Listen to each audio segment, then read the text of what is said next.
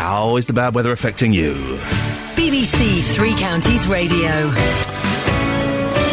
Pictures of the snow, please. Facebook.com/BBC3CR. Aren't the worst snow. And do you know what? The other day I was saying I'm going to put my sledge in the back of my car and have it ready, and I did. I haven't done it.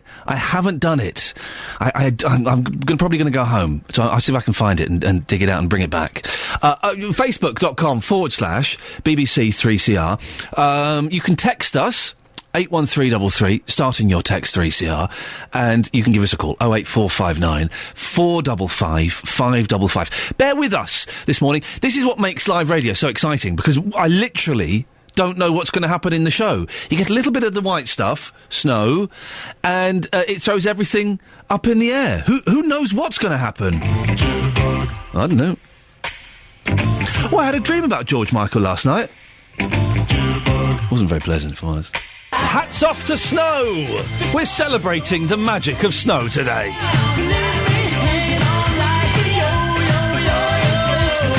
And I've decided this show is officially on the side of snow. No whinging from us. Snow is getting the childish thumbs up today. Oh, you know all the kids are thinking, do we get the day off school? Is this bad enough for us to get the day off school? Do you know what? I'm saying it probably is. Not up to me. It's not up to me. But if it were up to me, I would close all the schools in the three counties. 08459 455 555. Who knows what's going to be on the show this morning as guests fall at the wayside, those lightweights. Where are your snowshoes? I can see an intense production meeting taking place in the studio next door to decide, do we carry on with the show, or do we just pull the plug and sit in a huddle as we throw bits of furniture onto a fire? It's an option. John! Morning, Ian. I know nothing about you, John. I don't know where you are, or who you are, or even why you've called in. It just says on my screen, caller. John! Morning, Ian. I'm a truck driver, mate. Good for you. Whereabouts are you? I'm at a place called Beeston now, which is south of Sandy on the A1. Oh, I'm aware of Beeston, of course. And I've just travelled up from Welling Garden City, where I stopped overnight. Yep. The A1, there's a big Sainsbury's south of Beeston. I ain't advertising, but from there all the way down to Welling Garden City, the A1 is absolutely chaos. Is this because of the snow, or is this because of cars, or both? The snow, Pop. What it's done, it's come down so quick, it's just all... I mean, I'm in a big heavy goods vehicle, so it don't really, I say it don't bother me, it does, but it's all compacted down to ice underneath. It's happened very, very quickly, isn't it? Well, I stopped in Welling Garden City last night, parked up 8 o'clock, started at 5 this morning. I opened the curtains and I thought, who's been playing silly falls with a stove machine? Well done. And I was just amazed. Well, hang on. We did a report the other week, I don't know if you heard, the other day, about gritting, right? And the gritters. And all the gritters going, we got loads of grits, loads of salt, don't you worry about us, we'll sort it out. And they haven't put it down. Was anybody gritting? Because you're supposed to grit before the snow comes. Yes. Was anybody gritting last night? Can we chase that up, team? Was anybody out gritting last night? Because they should have been. Well, I certainly didn't. I come down from Liverpool yesterday to Welling Garden City. Yep. And I didn't see one gritter. No. John, listen, apart from professional, how it may affect your business aside, you're a fan of the snow? I love it. Yes, of course you do. And we do, don't we? I love the snow. John, listen, thank you very much for your updates. Listen, I have decided this show is taking the official stance. We heart snow. We heart snow on this show. Can we find out, did anybody do any gritting last night? Because they should have been out gritting last night. You grit before, don't grit now. Pointless now. You grit before the snow comes. And we had a report last week. Oh, yeah, don't worry, Three Counties. We have got loads of 60,000 tonnes of the stuff. More grit and salt than you could shake a salt stick at. Well, were you out last night laying this stuff, dear gritters? 08459 455 555. It's going to be one of those shows where it's kind of like the last day of term, and you can turn up with your video games and, your mufti, if you want. Now, the Chancellor makes his autumn statement today. Not quite as big as the budget, but it's seen as an important moment, especially in the face of the grim economic forecasts. George Osborne has indicated he's going to make the wealthy pay more, and he could bring in a means test for winter fuel payments for the elderly. Well, this is what the people in Harpenden think about that. I think all things should be means tested, quite frankly. Child's allowance, all sorts of things. But it's a very big job to do it, isn't it? I mean, some very large salaries in Harpenden. very, very large salaries. And it does seem wrong, doesn't it, when so many people are going without, you know. We will be in the house more than someone who's going out to work each day and can turn down the boiler when they're out of the house. So it doesn't seem a very enlightened thing to do, and it discriminates again with the pensioners, many of who have been hit very badly. Well, later on in the show, fingers crossed and indeed touch wood, we will have a tax partner at Milton Keynes' office of PricewaterhouseCoopers coming in. He should be in now. Let me just look. No, he's not there. The snow. You see, it's a snow special this morning. And listen, I'm not going to have... I don't want anybody naysaying this snow, because it's a gift, isn't it? Yeah, do you know what? It's going to completely screw up the day that I had planned. Completely. I was getting this ridiculous mop chopped off. I was going to see my kids properly for the first time since Wednesday. But all those things are far less important than... Look out the window. Look out the window and try not to get that childish rush through your heart. Yeah, I know part of you is going, oh, work. Oh, no, how am I going to get to... Oh, no. But really, the real feeling deep inside that you've forgotten about is going, yes, no, of course it is. 08459 455 555 is the telephone number. Why? That's what I meant to ask the last caller. Why is it when there's a little bit of snow, why do people not know how to drive in the snow? Hey, here's the thing, right? If it's snow and you're not moving, you're trying to move but you can't move because you can't get any traction, don't really rev your engine so your wheels skid even fast. Don't do that. That's ridiculous and quite dangerous. Little rock backwards and forwards. That's what you want. Little rock backwards and forwards to get a little bit of momentum, and then you move forward. If you want, if you're struggling to drive in the snow, phone me up. 08459 455 555. I will tell you how we're doing it, how to do it. Now, today we're making history. Well, we were due to make history across beds, hearts and bucks. We're getting Luton Town Football Club's famous AstroTurf pitch back together. Yeah, we were. 21 years after... Yeah, we were going to. Dealey? Yeah. Oh, man. And I came in this morning, I had an email from Justin Dealey that said, Leicester, get a load of this! Come on! You were excited about stuff. We'd found a penalty spot. I'm here in the Three Counties car park. I am touching... Listen to this. That, my friend, is a piece of Luton Town AstroTurf. We've probably got a good, 30 yards of it. Picked up loads yesterday in Cambridge. We had Mick Harford coming down. We had John Dreyer coming down. Justin, it's cancelled. It is cancelled. It's cancelled. We had somebody coming down from Daventry. We had a band coming all the way from Germany to be there today. Absolutely true. But, unfortunately, we're looking outside right now. The snow is coming down. It's freezing cold. I don't think it's safe enough to expect people to travel all the way from Germany to be there. It's not an argument of it being safe enough. It's an argument of no one's going to turn up. It's snowing. No one's going to turn up. Quite possibly so. Unfortunately, do you know what? It really hurts me to say this morning. Your face. Can I just say to listener, we get in earlier than Justin, but he makes up for it by making us all cups of tea and giving us back rubs. But we're all like, oh God, what are we going to do? And Justin walked in. The first thing he said was, guys, we've got a problem. And we all felt for you, brother. We all felt for you. Hey, listen, weeks of planning have gone into this. However, we will do this again because TV are interested, the papers are interested, the world is interested. I can tell you right now, exclusively, we will get the pitch back together, and you're going to have to wait another week for me to tell you, live on the programme, which Walt Disney film, which Walt Disney film the Luton Town AstroTurf appeared in. Unfortunately, I can't tell you any more than that. Is it Pocahontas? No. Oh, it's bigger than that. Oh, bigger than Pocahontas? Bigger than that. Wow. Oh, yeah. So, Justin, what are you doing for the rest of the show? You going home, or what's the plan? Well, I've got some massage oil, and I thought I'd bring that in and keep you company, make you a cup of tea, and keep up to date, really, on the most important thing this morning, the travel situation. Justin, listen, I'm really sorry, but bless you for taking it in the spirit that you have done, and we'll speak to you later on. Thank you, Iain. Thank you. He's a heartbroken man. I tell you what, dear listener, he's genuinely really upset by it. Genuinely upset. Could you text in your messages of support and condolence to Justin Dealey? Send in your support on the text. We don't want to big it up too much. 81333. Start your text 3CR. Send your messages of support to Justin Dealey. Make him feel better in his hour of need. 08459 455 555 is the telephone number if indeed you wish to give us a call. And come, listen, Justin Dealey has had his heart broken. He's had his heart broken. We were going to reunite Luton Town, the AstroTurf, the plastic grass. And he's been banging on about it for weeks, and he's been sending me little sneaky snide emails, and it's collapsed. Can you text in your messages of support for him? 81333, start your text 3CR. Gotta feel sorry for him. He's not got much in his life. Fake grass is all he lives for. And even that's been snatched away from him. Iain Lee, BBC Three Counties Radio. Speak to you after this. This song has reminded me, I flippin' love Barry Manilow. I do love Barry Manilow. I think deep down, I'm married and everything. I think deep down that I'm a gay man inside because I love Barry Manilow. Love it. His version of Could It Be Magic? What a great song. Their version.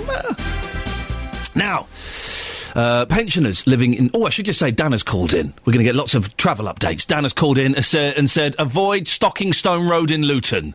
Cars are getting stuck. Now, whether cars are actually getting stuck or Dan just wants that road clear so that he can zip down it, I don't know. But he is saying... a man called Dan is saying avoid that road.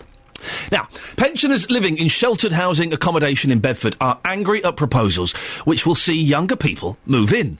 Bedfordshire Pilgrims Housing Association looks after Chandos Court and 2 other nearby blocks of flats of 15 stories. They say there is a lack of housing for people over 40 in the area. Comes as a big shock to many of those who've lived there for over 20 years, as reporter Serena Farrow found out. We are in sheltered accommodation. That's why we moved into this block. But PPH is trying to take it away from people and put these youngsters in here. Why should we be penalised because of our age? They're talking about putting 40 years and over in here, which means they've got kids. Well, not being funny, but we don't want kids running up and down now. What happens when they play football out there? Who's going to pay for the damage to the windows, which are going to get broken? They built Tavistock so that block, if you've got friends in the other block, can walk through. What will happen when we got all these youngsters in here? That's our social, where we have to go down and meet our friends. How can we have it? We're not safe. We've had people in here robbing. Old ladies of 90. 4 times in this block. This is why we've got to try and stick up for our rights. We're human beings, old human beings, but we want to stay in our flats. And you think bringing in other people, 40-year-olds, children, it'll just get worse. If they put other people in here over the age 40, all our pull cords are going to be taken away. Yeah. Like emergency. Yeah, we're going to have a fob round our neck. Now, if we was in the shower, you would take your fob off, because you can't shower with it round your neck. If you had an accident in the bathroom, who's going to find us? You've got to pay for that, fob. Because every foot cord is taken away. Every service will be taken away from us. But when they stop it being warden controlled, you're no longer safe. Anyone can knock on your door. Well, there we go. Elderly residents from Chandos Court speaking to reporter Serena Farrow. We're joined now by Vivian Sabini, who lives there. Morning, Vivian. Good morning. We'll come to you in a second. Just be patient. We're also going to speak to Marie Taylor, who is from BPHA. She's head of supported housing and has direct responsibility for Chandos Court. What's going on there, Marie? Well, we're looking at a proposal at this stage to not have Chandos Court as a sheltered scheme, and we're just asking tenants what they think of that. And what are they saying? So far, and just listening to the clip that you've played there, tenants are very worried about the prospect of people under the age of 60 moving into Chandos Court. So what we need to do is speak to all the individuals about their concerns and see what we can do to allow people to still be able to come through to the communal lounge. Are there going to be wardens there? There's not going to be a warden in Chandos Court if this proposal goes ahead. Well, you can understand why elderly people would be worried by that. It therefore it's not sheltered accommodation anymore, is it? That's what the proposal is, to not have Chandos Court as sheltered accommodation. It's only a proposal that we're consulting residents about at this stage. What if all the residents say no? Will you stop the plans? We'll take the residents' views into account. Wow. But there's some other things that we need to consider. Money. Including... Money? Well, no, not money. But there will be money to be made out of it, won't there? No, it's the fact that there's too much sheltered housing in Bedford. We can't let all of our sheltered housing, and there are people in need of housing, a bit younger, who we could let the property. Will money be made out of this? No, it's not about the money so much. Will money be made? Will there be profits be made by having younger people in? Well, as a housing association, all of the rent that we collect is used in maintaining our properties and providing homes for people. What will happen to the existing residents if this plan goes ahead? Well, we'll talk to the existing residents about what services they would like to keep. Well, they want to keep a warden, I think. Well, that may be one of the ones that we won't be able to keep. See, Marie, you've said twice that you're going to talk to them and listen to them, and then when I've put forward what if they all say no and they want wardens, you said, well, yeah, we won't be able to do either of those things. So why are you even talking to them if you're not going to act on what they say? Well, I think there was a few other things that the residents said. But those are the two main ones. Well, let's ask a resident. Vivian. Hi. Do you want this to happen? Absolutely not. Do you want a warden? Yes, we do. Marie? Well, for those residents who want to retain the services of a warden, then we could help them move to one of our other sheltered blocks where we will keep wardens. Marie, can you tell me what help to move we're going to get? If we wanted to, that is. If people want to move, we can help them look at the website and look at properties and... I think she meant in terms of actually moving furniture and things. We haven't got any proposals at the moment. Wow. As I say, we're consulting residents about our proposal, and the consultation closes in January. We've been told that every single question we ask, we're told, but no decision's been made yet. We all know that this is going to happen. I'll be surprised if any effort that we put into trying to stop it actually achieves anything. But we have to try to keep the status quo. We've got people over here who are actually crying because of this situation. Two other ladies that you've heard talking just now, and myself, have been going around knocking on the doors. After 7 o'clock, they won't open their doors. They're terrified to open their doors because they don't know who's going to be there. This is with the controlled situation. What is it going to be like when there's 40-year-olds with their teenage kids, maybe? This is a 14-storey block, and on every level there are two-bedroom flats. So if they've got teenage children with them, they can accommodate them in these flats. And then we've got to put up maybe with them bringing their friends in, which they're entitled to do. Are we going to end up with another rich bell court that isn't warden controlled? Vivian, let's put those points to Marie. Marie? I'm really sorry to hear that people are upset. What we want to do is allocate the properties to people over 40. I know. And we'll be looking at that. It probably won't be people with children, teenage children. To start off with, my mother had my brother when she was 41. Marie, Vivian is saying that people are upset. People are in tears about this. This is their lives, and they don't want to be living in fear. And you can reassure them and ask them their opinions as much as you want. But these are elderly people. Why are younger people more of a priority than older residents who've lived there for years? I think it's because we're an easy target. They think we're an easy target. Marie? I'm not saying that our older residents aren't a priority to us. Because you're saying the younger people are more of a priority. But we don't have the older people to fill all of the sheltered flats that we've got. So that's why we're looking to help where we do have a waiting list. Vivian, how important is the warden to you in sheltered accommodation? It's extremely important. I mean, one lady said to me, I'm terrified that if we don't have a warden, I'm going to die and my body won't be found.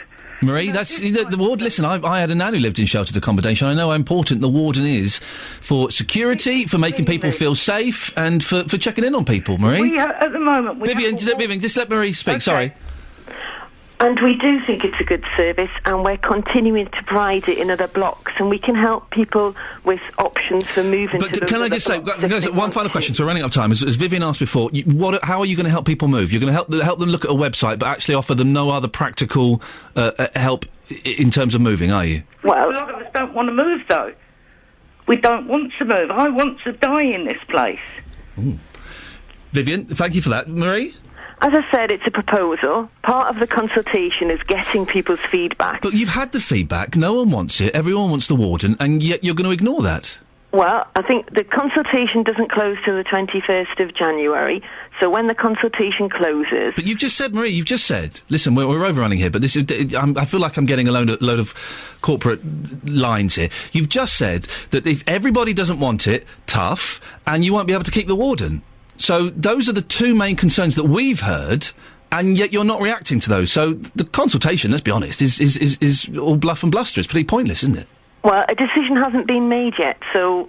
OK, Marie, we're going round in circles. We'll end it there. Marie Taylor, thank you very much. And Vivian Sabini, who is a resident. Thank you for that. It's 6:32. Let's go to Beds, Hearts and Bucks' biggest Barry Manilow fan. It's Catherine Boyle. Milton Keynes long jumper Greg Rutherford won the Sports Personality of the Year award at the BBC eSports Awards last night. Congratulations to the Ginger Wizard. That's your latest news and sport. More from me at 7 o'clock. You can't call him the Ginger Wizard. He calls himself that. Oh, you can call him the Ginger Wizard then. He likes it. Across Beds, Hearts and Bucks, this is BBC Three Counties Radio. Coming up in the next half hour of the show, snow.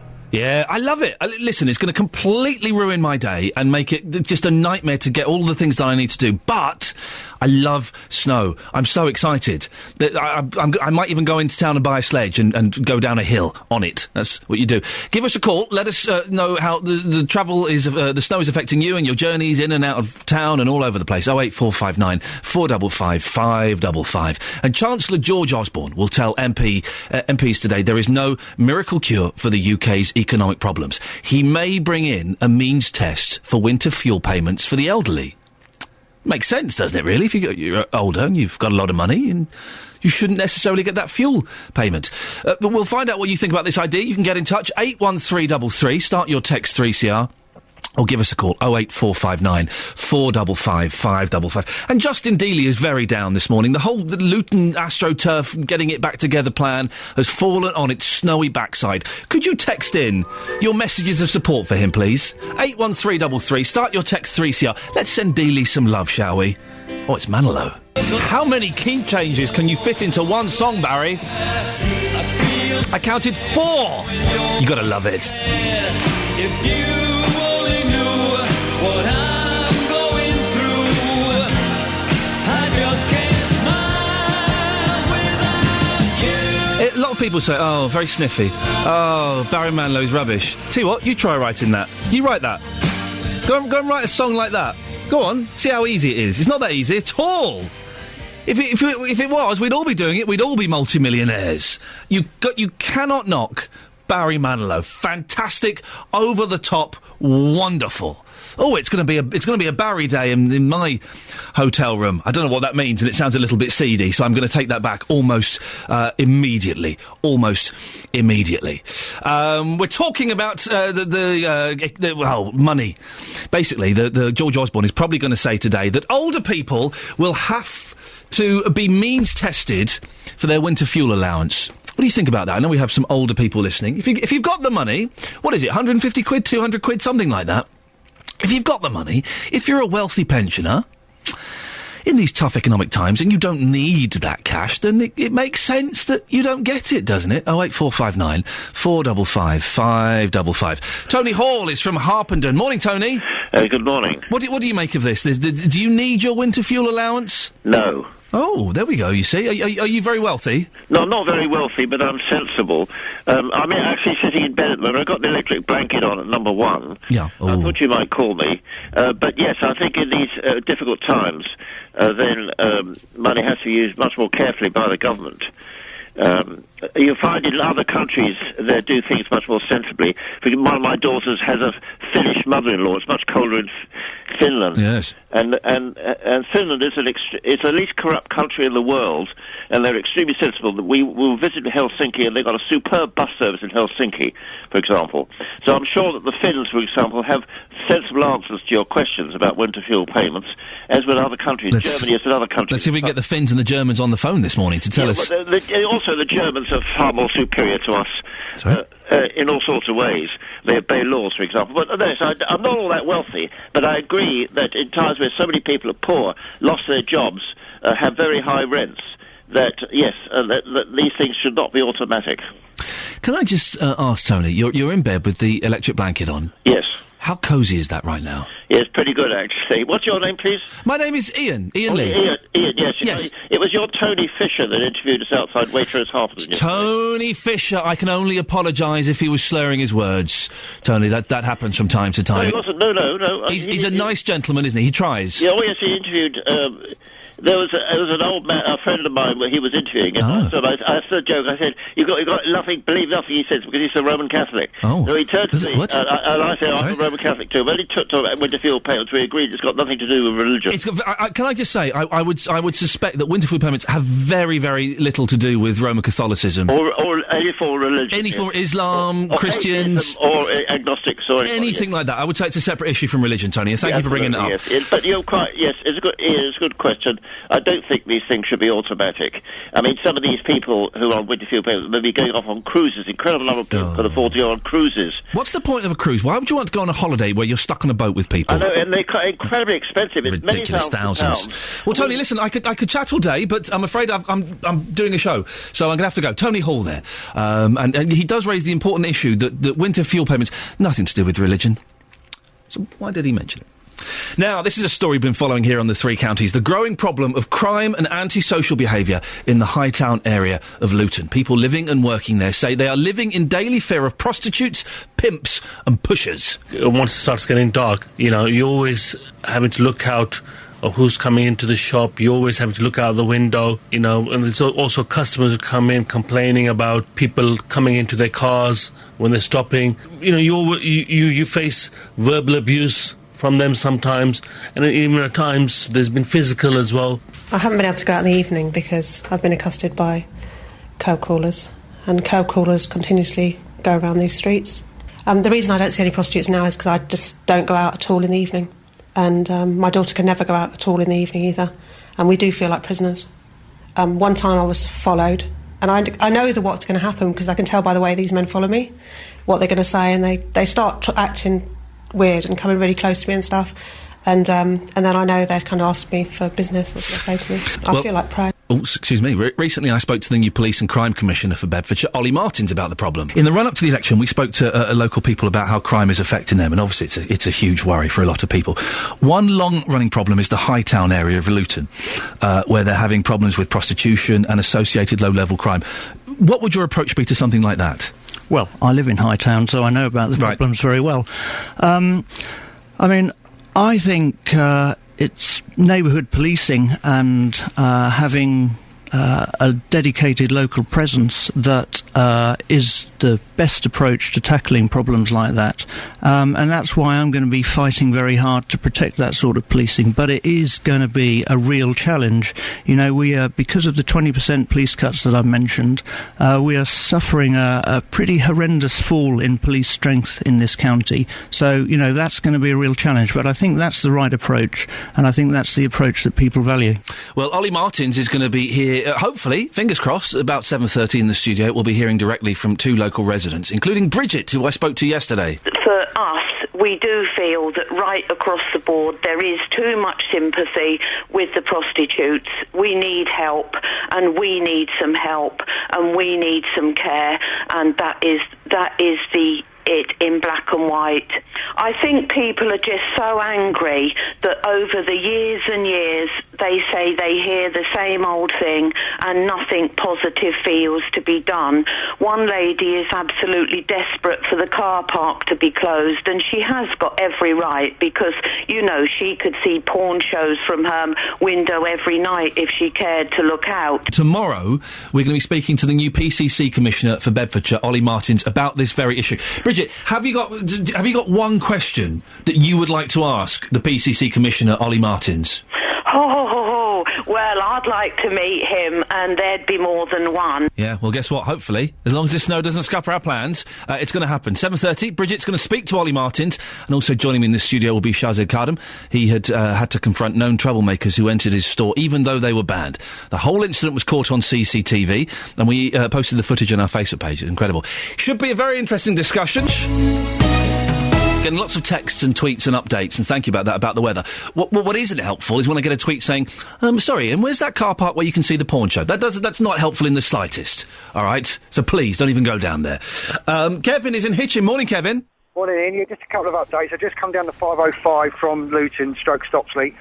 Traffic can't get up the Offley Hill on the 505 coming into Luton, and there's cars parked at different abandonment places there. And then just coming back into Hitchin itself, again, going towards Luton on the other carriageways, a broken down ambulance. The police are with it, but obviously that's causing chaos back into Hitchin. So you can't get out of Hitchin because of the ambulance, and if you do manage to get past it, you can't get up the Offley Hill. So there you go. Why are people, Kevin, so rubbish when it comes to driving in snow? I know. Because I'm in a 4x4, which is quite handy, but watching people at the bottom of the hill, they stop and they floor it and then wonder why they're facing This is the thing. Don't stop at the bottom of a hill because you ain't going to get going again. And also, don't rev the engine. All that's going to do is spin the wheels and make it even harder to move. Exactly. Me and you both. Kevin, listen, thank you very much. We're going to try and get a driving expert on the show later on who's going to tell you, dear listener, how to drive properly in the snow. I know how to do it. I know a couple of you know how to do it. But most drivers, when it comes to the snow, awful. We're going to have an expert on during the show at some point who will tell you exactly what to do and what not to do. Now, listen, this morning I've got some bad news, dear listener. We were planning to reunite the Luton Town AstroTurf 21 years after it was ripped up from the ground and sold off, and indeed stolen off by many of you, it seems. Naughty. And Justin Dealey has been working like Billy-O to make this happen. Only to come in this morning, see the thick snow, and he went, guys, we got a problem. Well, we haven't got a problem, Justin. You have. It's not happening. We'll speak to Justin later on and find out what the latest is. He's very down about it. So if you do want to send him some words of support, then do. 81333. Start your text 3CR. Just make him feel better. He's not feeling good about it. He was all. It's like Christmas has been cancelled for that poor boy. Very upset. Now, the Chancellor this will cheer him up. The Chancellor makes his autumn statement today, not quite as big as the budget, but it's seen as an important moment, especially in the face of grim economic forecasts. George Osborne has indicated he's going to make the wealthy pay more, and he could bring in a means test for winter fuel payments for the elderly. Well, joining me in the studio now is financial expert Gary Telford, who's a tax partner at the Milton Keynes office of PricewaterhouseCoopers. Good morning, Gary. Good morning, how are you? I'm fine, thanks. You managed to struggle in through the snow, did you? It was a bit hairy. But I got here. Well done, we appreciate it. What can we expect from the Chancellor today? I think if you imagine George Osborne sitting on the middle of a seesaw, and one end of the seesaw is growth and the other end's austerity, where he's got to cut to keep the markets happy, he's got a very difficult position because he moves to one end and the other end shoots up. So he's sitting there at the moment thinking, what do I do? Do I prime the economy like Ed Balls wants him to do and put more into growth, borrow more money and do more? Or does he go the other way and cut even more out of the government's budget? Now, the government's going to overrun by some £10 billion in terms of what they expected this year. So they have a problem in terms of credibility with the markets. But on the other side of the coin, it was just announced that the growth this year, and he's going to announce this today, is going to be flatlined at zero. No growth this year. That's bad, isn't it? That is really bad. Yeah. Because if the economy is not growing, it has effect on local jobs, it has effect on local businesses. And you've seen businesses like Comet who've gone into receivership. You've seen the taxi firm Manganese Bronze, they've gone into receivership, all because the long the recession we're in now is starting to take its toll. And I think where we thought we were going to get through this by 2015, 2016, that's been pushed out to probably 2018 now. Wow. One of the things that we've been looking at this morning, and it kind of affects a lot of our listeners, is that there is talk of means testing things like the winter fuel allowance. Yes. Is that going to be effective? Is that really going to save that much money? I think that's a drop in the ocean, and I think there's two reasons he won't do that. One is it is very small beer, and I don't think he'll do it. And I think the problem with means testing, they've always shied away from it because it is very difficult to actually administer. You have to set up a system, and the cost of setting that system is broadly equivalent to what you save. And the other good reason why they won't be doing it, don't forget, a couple of years down the line, there's an election.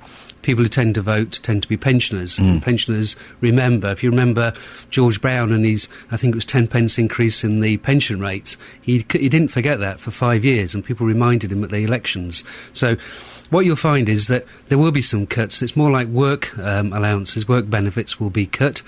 Or there'll be no, when I say cut, they won't go in rise with inflation. Yep. But the problem we've got at the moment is if you look at petrol prices going up, food prices are going up, the production of wheat's down across the world, so bread prices are going to be going up.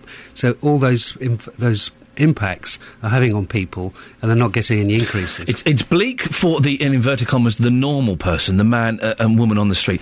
What about these big companies? We've heard a lot recently about Starbucks, about Google, about Amazon.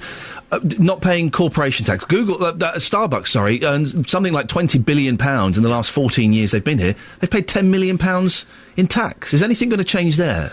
Well, he's announced at the weekend he's going to clamp down on what he calls tax avoidance. Now, I think in terms of these large corporates, you've got to say, it's like saying to somebody, I don't like you driving down the motorway at 70 miles an hour, change the speed limit to 50 miles an hour. Because what they're doing isn't illegal, is it? It's totally legal. Now, the issue is, what we have to distinguish here is what's legal and what's fair. Now, if you've got people getting their benefits frozen and the man in the streets suffering, they see headlines like the Starbucks not paying any tax. They wonder what's happening. Now, the issue for Starbucks and people like that is it's all been agreed with the Inland Revenue. They've all agreed these. What they do, they transfer some of the profits to overseas, so they get taxed in a lower country. So, whilst you're doing that, it's not illegal, and you can do that. But those agreements have been in there.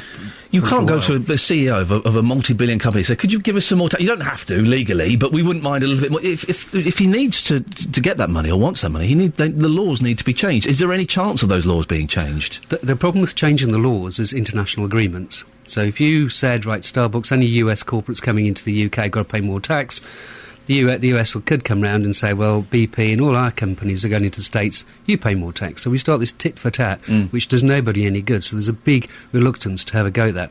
One thing that was announced over the weekend, Starbucks have voluntarily said, well, they'll rearrange their affairs. So instead of taking money offshore, they'll leave it here. The reason they're doing that is they're concerned that the Joe public will stop buying coffee. Nip off to Nero's and Costa. We've got to end it there. Thank you very much for coming in, Gary Telford.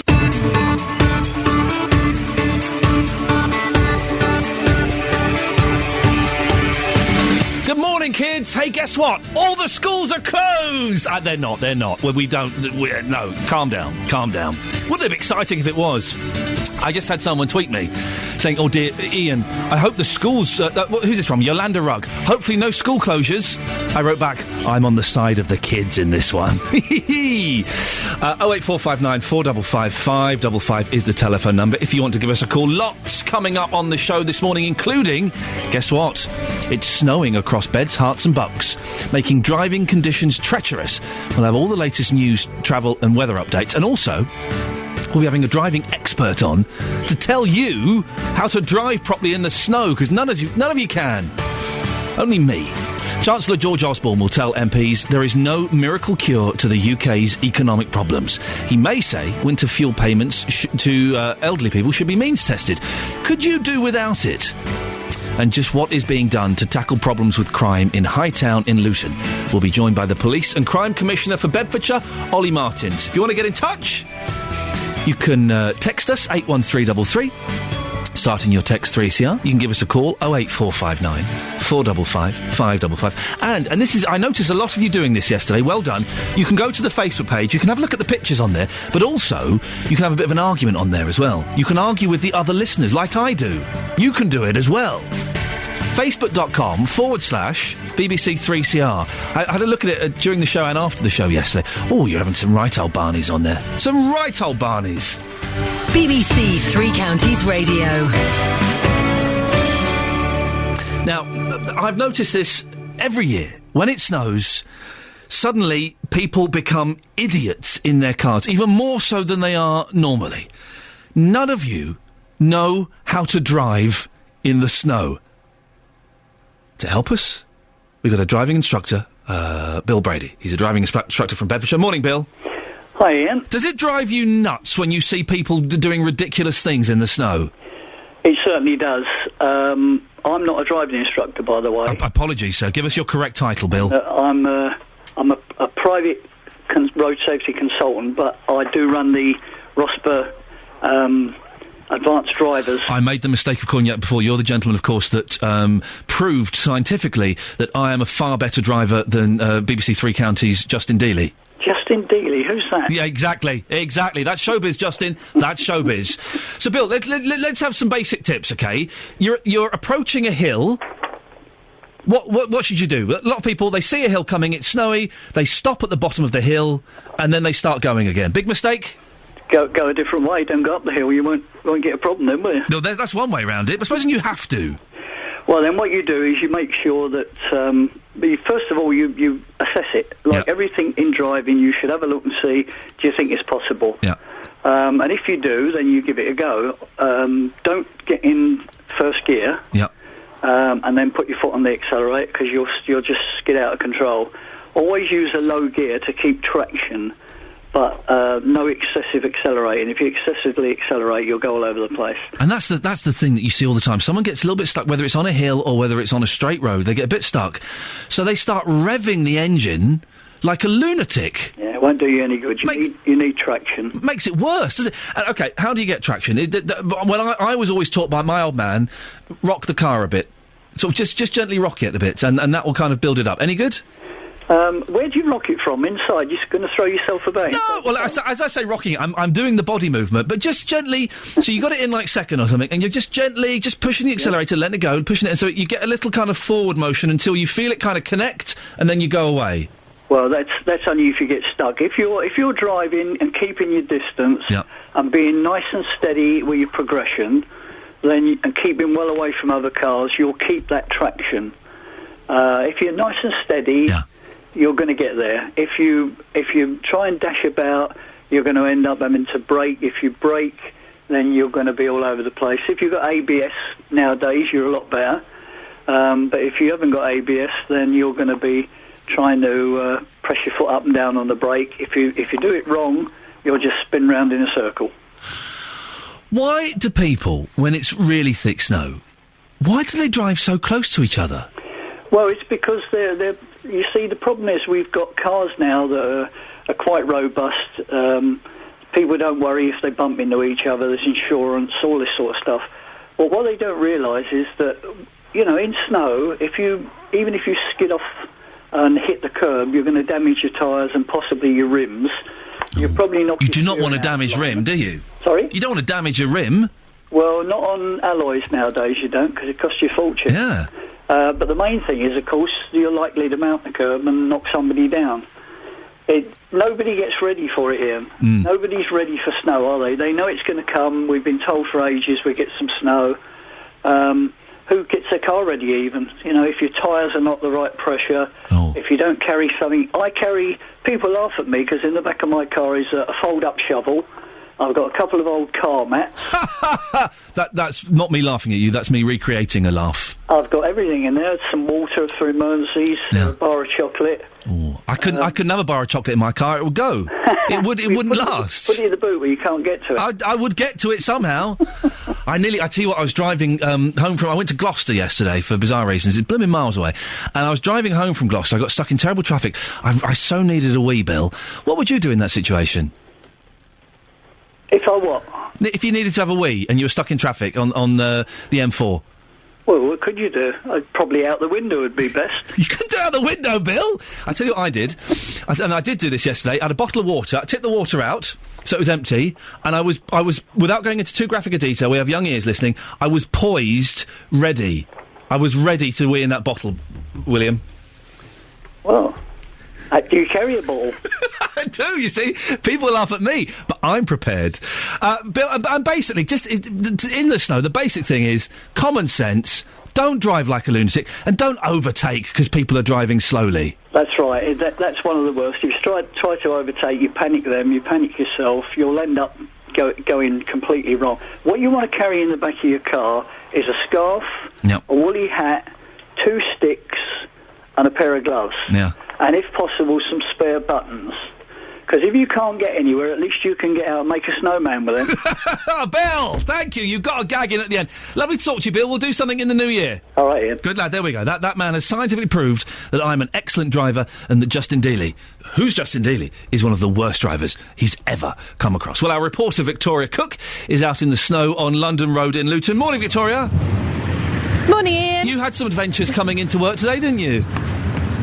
I did, yes. About 5:30 this morning when the snow really started to fall really heavily, and I think it kind of caught everyone by surprise. And you have to suddenly remember how to drive in the snow, don't you? And you have to go so much slower. And I must admit, I was going slow coming off that slip road at junction 10 at Luton, but even then I went straight past the traffic lights. It was just impossible to stop. It was so treacherous.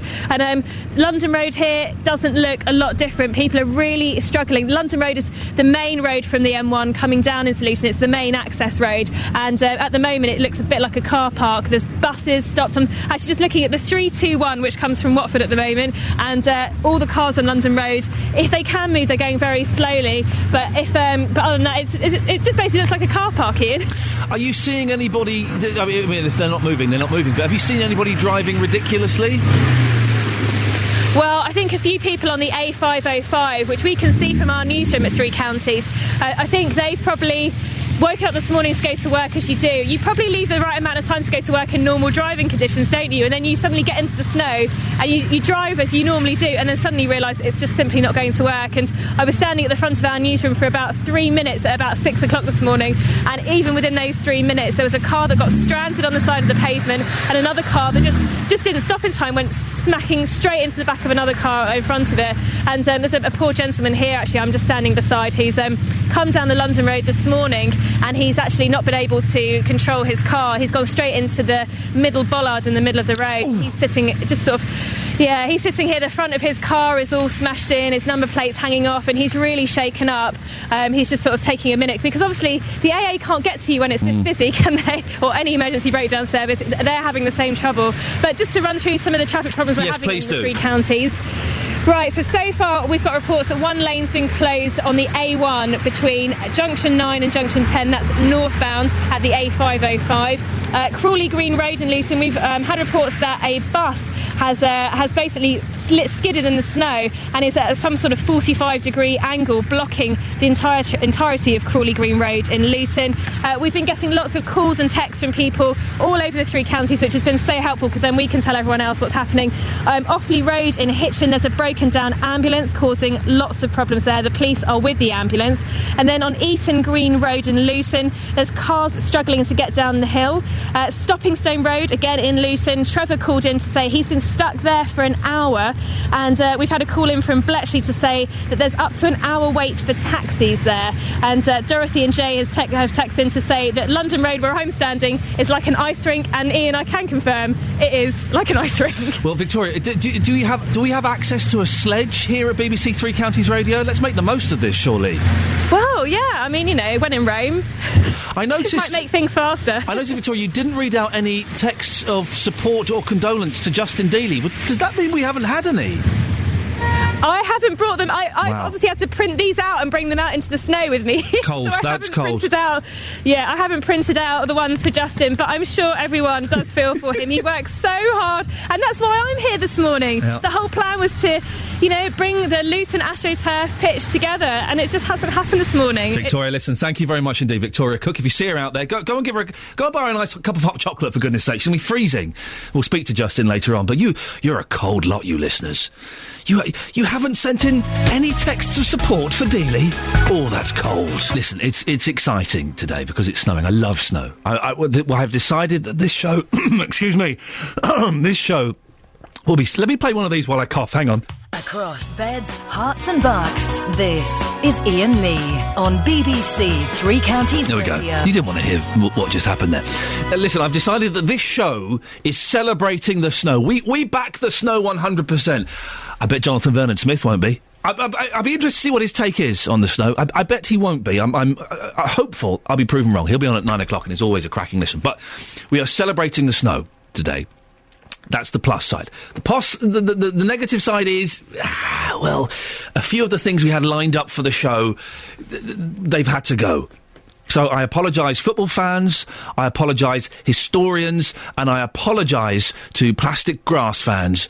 But the reuniting of Luton Town Football Club's famous AstroTurf pitch 21 years after the Football League banned it is not happening today. And yes, if you listen quietly, you can hear a man sobbing in the background as his dreams of getting fake grass back together, and also his dreams of promotion have been dashed. Justin Dealey, how are you this morning, brother? Not great. Yeah. Not great. This is your big plan. Yeah, I'm standing here right now in the Three Counties car park. I'm looking at a load of AstroTurf, which I went all the way to Cambridge. I'm not laughing. To pick up. We got a late call yesterday afternoon. Yeah. From Neil in Ampthill. Oh, Neil. We've been looking for Neil for a long time. Neil was the man who famously cut out the Luton Town penalty spot with a knife. Neil was in reference to, that was the email that you sent me that said, come on! Yes, that was right. We had Gary coming down from Daventry. Yep. He had the touchline. I phoned Gary at, 6:20 this morning, just about to get into his car. He's gutted. In saying that, though, Ian, in saying all of that... Oh, yeah, go on. We can do something this morning, because I'm here in the car park. Very, very soon, I will be getting my radio mic together. Yeah. And obviously people this morning waking up a bit grumpy, walking to work, the snow's here, it's freezing cold. We can get the people of Luton to come to maybe the car park if they're walking past the car park, and they can touch and feel the Luton Town AstroTurf. They can touch and feel the AstroTurf while you, with your hands, are clutching at straws. It's desperately trying to whip this dead horse back into life. Well, Justin, we've had some texts of support. Lovely. I say texts of support. We've had 3. Yeah, go on. I'm not laughing. No. Leslie in Watford said, Justin, the turf has waited this long for you. It will wait a little longer. Anticipation can be a good thing. Thank you, Leslie. Thank you. Rick says, Justin, fake turf boy. Yeah. You could use the turf as a snow chain to get out of the car park. That's not bad. Very true. Yeah, nice suggestion, Rick. Thank you. And Steve has actually brought a sense of realism to this. I thought the beauty of an artificial pitch was that you could use it in any weather. So what's stopping you, Justin? It's funny you should say that. We've had an email from somebody who was going to be there today who says exactly that. You see, this was the beauty of the Luton Town pitch between 1985 and 1991. If it snowed, the game would still go on. Forget about undersoil heating. With an AstroTurf pitch, none of the games were called off. I cannot believe it. I'm looking at a massive pile here of the AstroTurf pitch. Yes. We had ex-players coming down as well, John Dreher and Mick Harford. John was coming all the way from Preston for this. We've been building up to it for weeks. Unfortunately, the weather, Ian, is just out of my control. I can do nothing about that. I've just been sent a text. Do you really want me to read this to you? Yeah, go on. Lucy from Sundon. Give Justin my love. I googled him. He's very handsome. That lovely long blonde hair. He's my pin-up. Well, that's from Lucy in Sundon. If you're interested, Lucy, in coming down to meet me and to see the AstroTurf, hopefully we're going to put it back and it will be taking place a week today if it doesn't snow again. I was chuckling at your girlfriend's Facebook update last night. That was basically she came home from work and there was like a big AstroTurf rug on her living room floor. Yeah, I'm tempted to keep it there. Because how did that go down with Mrs. Dealey? Well, and I have to say, do you know what? The smell of this AstroTurf, you can just smell the history. It's beautiful. We can smell the history of your career slowly grinding to a halt. Justin, we'll speak to you later on. Thank you, Ian. Bye-bye, there we go. Oh, I feel so sorry for him. He was so excited by this, and it is a cracking it's brilliant, it's history. And he's blown it. Across beds, hearts and bucks, this is BBC Three Counties Radio. Right. On to more serious matters. The Chancellor makes his autumn statement today. Not quite as big as the budget, but it's seen as an important moment, especially in the face of grim economic forecasts. George Osborne has indicated he's going to make the wealthy pay more, and he could bring in a means test for winter fuel payments for the elderly. Well, Nigel Keohane is the Deputy Director of the Social Market Foundation, a cross-party think tank which has looked at the ideas of reducing universal benefits. Good morning, Nigel. Good morning. And we've also got Ian Pettit, who is from the Bedford Pensioners Association. Good morning, Ian. Good morning. Ian, we'll come to you in a second. Nigel, first of all, winter fuel payments for the elderly, should they be means tested? Well, there's a very strong argument that they should. The government spends just over $2 billion on winter fuel payments at the moment and about $600 million on free TV licences. The context is that the government's going to have to make significant reductions to spending in the future. I'm aware that, obviously the government's made a lot of spending cuts already since it's come in. We project that there might be as much as another $50 billion from 2015 to 2018 The government's already announced 15 billion of that, and because of the economy deteriorating in the last year or so, it means that there's going to have to be more reductions announced. Now, in terms of how the cuts have been spread out so far, it's actually been families with children that have been most affected, and pensioners have been relatively protected. So it's their turn next? Well, I mean, in terms of, what sort of things can be cut, there's a strong case for cutting benefits that are universally given to certain groups. So winter fuel payment is given to every person over state pension age, and obviously some of those people need that assistance and some of those people don't need that assistance. So Iain Pettit from the Bedford Pensioners Association, that makes sense, doesn't it? If some people don't need the winter fuel allowance, then they shouldn't get it. No, it doesn't. They should get it. Go on, explain why. Well, it's simple. This is a winter fuel allowance. It's an allowance, not a benefit. It was brought in by the Labour government because the pension paid to English people is so low, hundreds were dying each winter due to the cold, and they weren't able to either feed or warm themselves. So this is a benefit to the British people for what they've done, and they all make a contribution, whether he's a millionaire or whether he's a pauper. What is the benefit? Is it 200 quid, something like that? It's been reduced in the past 2 years. This is the second year. It was 400. It's now 300 for those over 80. Yep. And under 80, it's £200. But that means that someone like Alan Sugar's going to get it. He doesn't need it, does he? It doesn't matter whether he needs it or not. It costs so much to do a means test. Yeah. This is the simplest way of doing it. And you've got to remember, a millionaire, if he's honest, he's paying his income tax, he's paying his local tax, so he's entitled to have it. It's doesn't even mean a thing to him. 300 or 200. Okay, so that Nigel, it would cost a fortune, wouldn't it, to assess everyone? There's those people who are retiring next April. Yep. They're losing their age-related tax allowance. Iain, let me put these to Nigel. Nigel, it would cost a fortune to means test it, wouldn't it?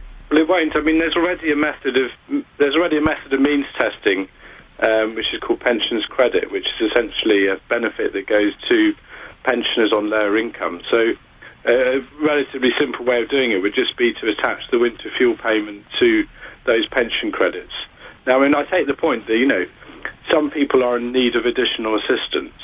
And, the gentleman was talking about the fact that some households struggle very severely over the winter, and so therefore these payments can be directed at those households. But there's no case really to be giving them, as you mentioned, to the likes of Alan Sugar. I mean, we're having child benefits being cut for, which is a universal benefit for those with children. I think sort of an equivalent type of benefit in many. Iain, families are having their benefits cut. Well, why shouldn't rich older people have theirs cut? We're all making cuts in these tough times. Well, we're making these decisions. We're getting cuts. We've got the lowest state pension in Europe, and if you want to means test the winter fuel allowance, increase the basic state pension substantially, because we can afford it. All this nonsense about we're running out of money, are we in liquidation? I don't think so. Would that work, Nigel? If some of the benefits were cut, would there be enough money in the pot to increase the pension? Well, I haven't got the accounts books in front. I'm just asking Nigel. Oh, I'm sorry. That's okay, Iain. Nigel, would there be any leeway in that? Not really, no. I mean, beyond putting some of the money into the pensioners' credit, I mean, we got a significant issue in the longer term about an ageing population. So there's going to be more people over pension age that the working population are going to have to fund. So I'm afraid I'm not sure there is any additional money to put into that. Nigel, we've got to end it there. Thank you. That's Nigel Keohane, who is the Deputy Director of the Social Market Foundation, and the other voice was Iain Pettit from the Bedford Pensioners Association. What do you think? Should the winter fuel allowance, was it 300 quid or something, should that be assessed, means tested? Seriously, you can't tell me that Alan Sugar should get the 250 quid for the heating allowance. Really? And if you're wealthy enough, you shouldn't. It's a waste of money. It's a waste of my money. Why should I be paying Alan Sugar so that he can turn on the extra radiator in his luxury apartment suite? 08459 455 555. The winter fuel allowance for elderly people should be means tested, and if you have more than a certain amount of money, you shouldn't get it. Sophie Tyler, BBC Three Counties Radio. Sophie, very quickly. Yes. Can I use you for my own personal needs, please? Of course. I need to get the train from Luton to King's Cross later on today, probably about, I don't know, 11:15, half 11, something like that, after our excellent meeting. Okay. Is it going to be okay? It looks fine for now, but I can tell you snow is spreading into central London as we speak, so we'll check in the next couple of hours. Nuts. I'll speak to you at 9:45, we'll have a chat. Okay. All right, ta-ta. Across beds, hearts and bucks, this is Iain Lee on BBC Three Counties Radio. Morning. It's snowing. Yes, I know. But we are 100% behind the snow on this show. I will have no naysayers, nay to naysayers who diss the snow. We're having none of that. I love it. I love it. It's completely ruined my day, and I've broken studio etiquette by turning my phone on in the studio because I've got to text a load of people saying, can we cancel today and do something else? I'm staying in Luton, guys. Whose house am I sleeping at? Anyone? Anyone? Wow. Coming up in the next half an hour of the show, we are going to have all the latest news on how the bad weather is affecting beds, hearts and bucks, and Arriva buses will be joining us. And also, well, what we're going to talk about now is we're going to be asking what's being done to tackle big problems with crime in the Hightown area of Luton. Recently, excuse me, we told you about the growing problem of crime and antisocial behaviour in the Hightown area. People living and working there say they are living in daily fear of prostitutes, pimps and drug dealers. Once it starts getting dark, you're always having to look out of who's coming into the shop. You're always having to look out the window, and there's also customers who come in complaining about people coming into their cars when they're stopping. You face verbal abuse from them sometimes, and even at times there's been physical as well. I haven't been able to go out in the evening because I've been accosted by curb crawlers, and curb crawlers continuously go around these streets. The reason I don't see any prostitutes now is because I just don't go out at all in the evening, and my daughter can never go out at all in the evening either, and we do feel like prisoners. One time I was followed, and I know what's going to happen because I can tell by the way these men follow me what they're going to say, and they start acting weird and coming really close to me and stuff, and then I know they'd kind of ask me for business. That's what they say to me. I feel like prey. Well, the first voice you heard in that little piece there was Shahzad Gadam, who runs a convenience store in Hightown. Good morning, Shahzad. Good morning. Also in the studio is the new Police and Crime Commissioner for Bedfordshire, Ollie Martins. Morning, Ollie. Morning, Ian. Good to be here again. How are you settling into the job? You having fun? Yeah, settling in, yeah. Excellent stuff. And on the phone, we've got Bridget, who attended the meeting on Monday evening about the ongoing problems people living in Hightown face on a daily basis. Morning, Bridget. Hello. Bridget, we'll come to you in a second. Okay. Shahzad, many people will remember you. You're on this show, and they will have seen the incredible CCTV footage of when you had to tackle troublemakers in your shop. I'm assuming it's all been nice and quiet since then. Nothing else has happened. Well, you're assuming wrong. Really? What's been going on? Well, I've had a few occasions again where I've had to call the police out where I've detained a street worker who was trying to steal from me. Right. And now, listen, I'm an old man. Does street worker mean prostitute? I think that's one of the terms for it. Okay, I could think of a few more, but... okay, thank you, That's a polite one. Good lad. Yeah. And a known street worker. Yeah. Persistent, and who came into the shop before closing time and decided she felt thirsty, and also she needed some toilet cleaner for her house. Right. And she wanted to take it without paying for it. Okay. And obviously, me being me, I couldn't allow that. Of course not. And I stopped her and dialed the police, as you would. And they came immediately?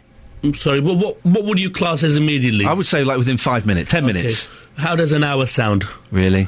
An hour after 6 phone calls and being hung up on once. Mm. And it's like a buses. You ask for 1 and 3 turn up. And that's what happened. Well, listen, Ollie's here, the Police and Crime Commissioner. Ollie, what do you make of something like that? Well, it's clearly not very good. Yeah. And it's really exactly the sort of situation that it's my job to try and improve. I'm just going to move this microphone slightly upwards. So there we go. So thank you very much. Yep. Yeah, The police. so- The role of the police crime. The PCC states ensuring the police respond effectively to public concerns and threats to public safety, ensuring public priorities are acted upon and the most vulnerable individuals are not overlooked. That what just happened to Shahzad, that is not covered by that at all, is it? They didn't respond effectively. Doesn't sound like it. No. And I mean, it's. It's good that Shahzad has complained about it, and if people don't get acceptable service, then they do need to complain about it. How many times is he going to have to complain about it? We're only going to improve things if people do complain and draw it to my attention.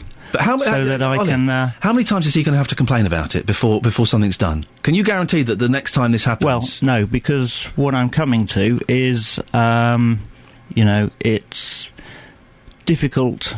Only yesterday we've had an announcement that the government are going to cut another 3% from government departments. Now, we don't know how that's going to translate in the Home Office and how that's going to translate to my budget.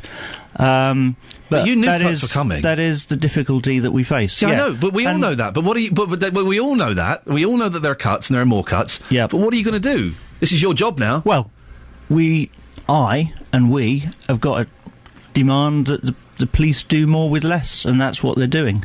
Shahzad, what do you want to say to Ollie? Well, I mean, firstly, I would like to obviously congratulate Ollie on his position, but I hope he knows what he's got himself into. Right. We've had chief constables in there and superintendents giving the same stories and same stuff which Ollie's just said now. Yeah. Over the last few years. I mean, I've been in that store for 6 years now, and you hear it all the time. It's all talk. But obviously, I do appreciate the fact Ollie is new, and I would like to give him an opportunity. Okay. What do you want to see Ollie do? Well, I don't expect miracles. Yeah. And nobody does. I don't think it's going to happen overnight. But I would like. He lives in the area, so he knows exactly what I'm talking about. And if he doesn't. Yeah. Then maybe he ought to, come out a few times down to my shop and have a look, see what's happening in the area, and maybe, I'm not going to ask for too much. Maybe just one thing. Yeah. One thing he can say, okay, look, I'm going to do this one thing for that area. Yep. And come back in a month's time. I think a month is... Shahzad, let's have a word with Bridget. Morning, Bridget. Good morning. Now, very briefly, in about 30 seconds, can you just remind the listeners and tell Ollie what it was you were telling me yesterday that had been going on? Do you mean at the meeting, or no? In your area with the prostitutes and things. Well, I mean, there's a litany. It'd take me half an hour, wouldn't it? But life is hell. Grown men don't go out after dark. It doesn't matter what age you are or how you look. You're accosted by men if you're waiting for a taxi.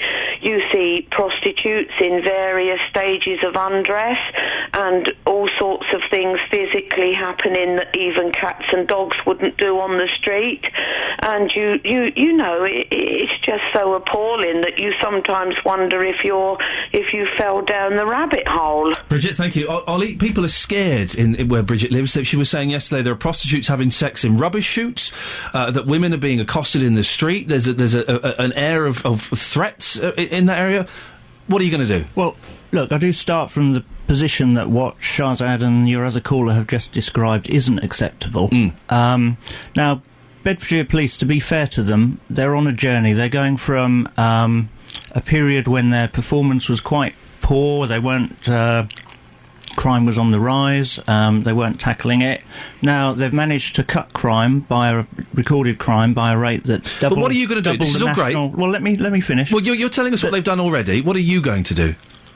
They've managed to cut crime by a rate that's double the national average. They've managed to improve their performance during a period when they are being cut. Yeah. So it shows they've demonstrated that you can improve performance Ollie, in a period of cuts. You've been voted in.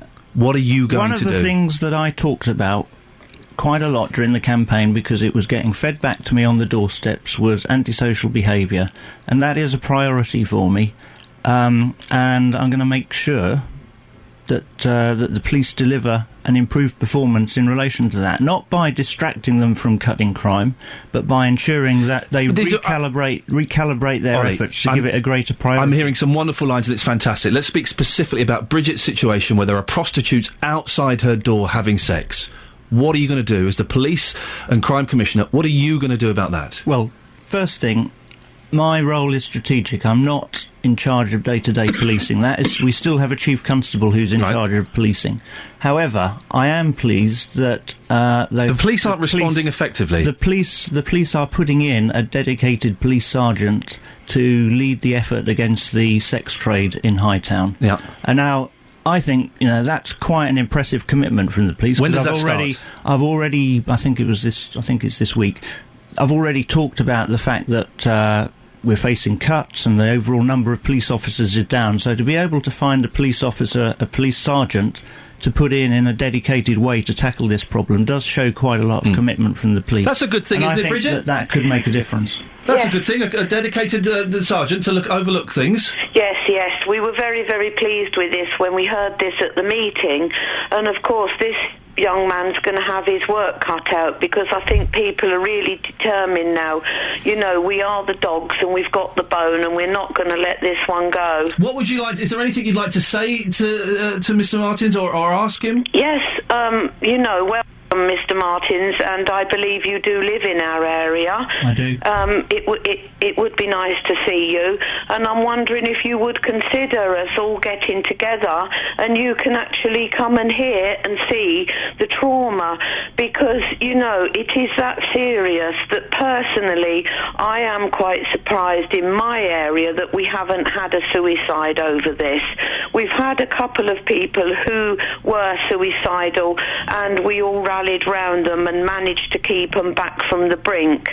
And it is that serious, and I'm asking you, please, get to know us more and come and see the situation. And as I said to Chief Superintendent Colborne, come and live a day in our shoes. Bridget, listen, we've got two invitations there, Mr. Martins, one from Shahzad and one from Bridget, to go and spend some time and have a look at what's happening. Do you want to take those up?